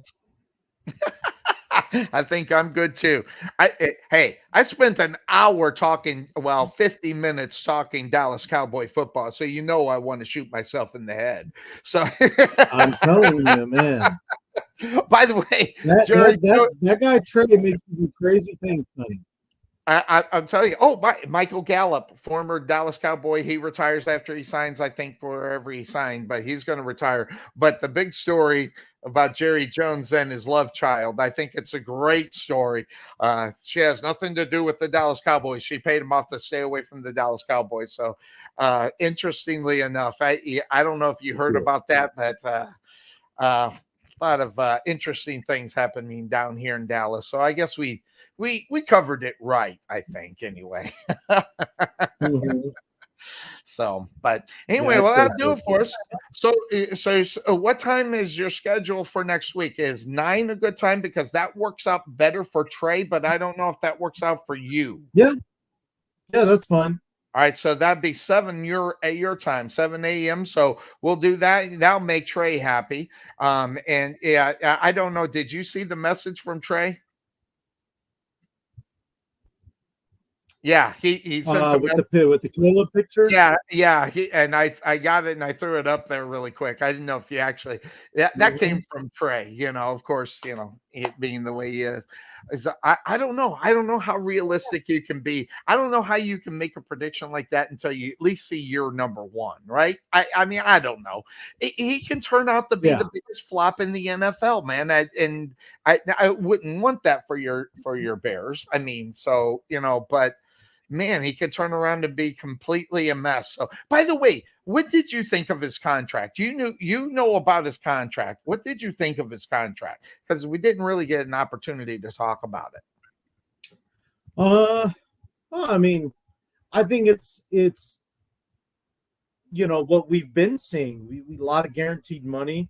His was fully guaranteed, which is fine. I mean, you're still getting he's on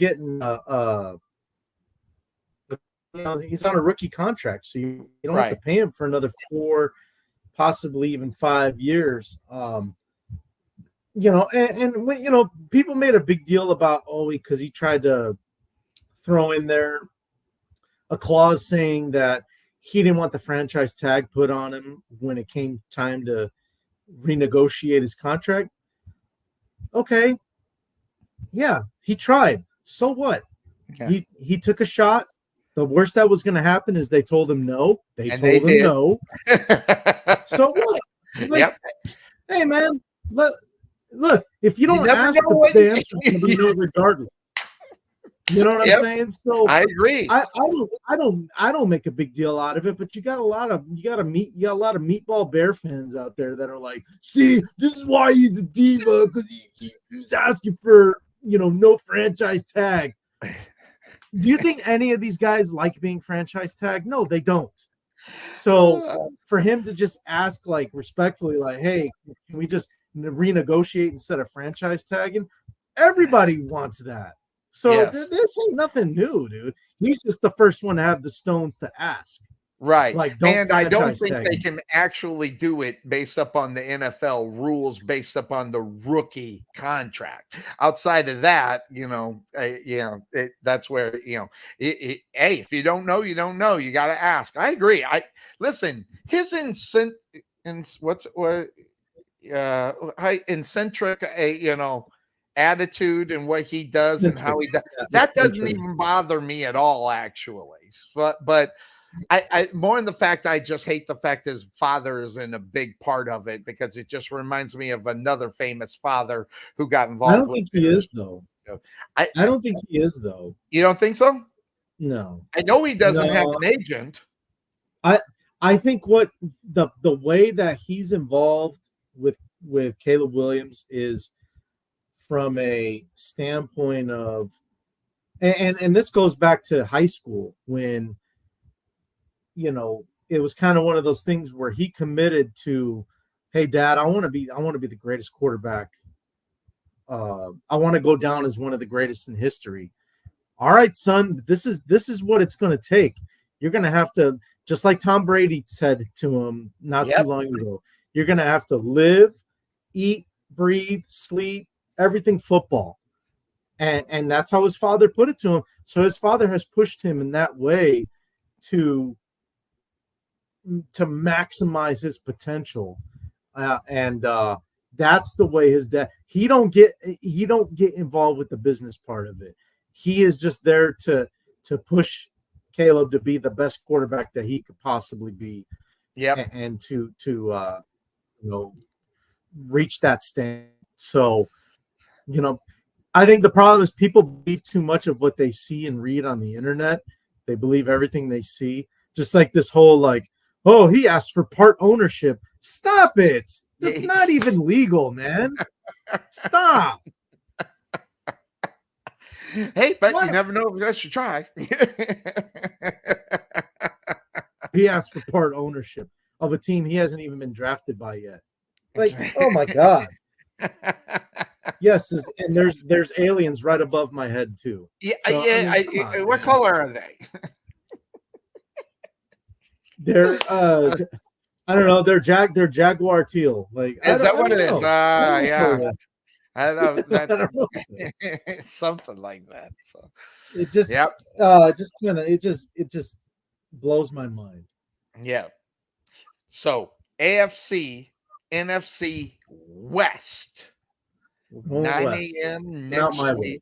and then we have to skip a week after that, right? Is what you said, right, Cuervo? That yeah, just because I know for a fact. I mean, I'm gonna be in Vegas. Probably not gonna be able to get on God, with I you. wish I could. I am so green. I I had know my we were this hope close, for Sonny. this. We were close I to I getting it was. done. Yeah, yeah. You gotta love life. It Yeah, has but a you know way of what? it has a way of kicking you in the groin. Yeah, you know, just some things are more important than others. Yeah, I gotta see the it. nuance, but we're gonna get. You'll be in Vegas again, so next time you go, I'll probably be able to go. So whether we do the show or not, at least I'll be out there with you maybe next time. So as long as you hit Yeah, we'll have Fremont, to plan for I'll that. be there. We'll plan Yeah, for that. My wife and I will go anytime. all We'll go right. anytime.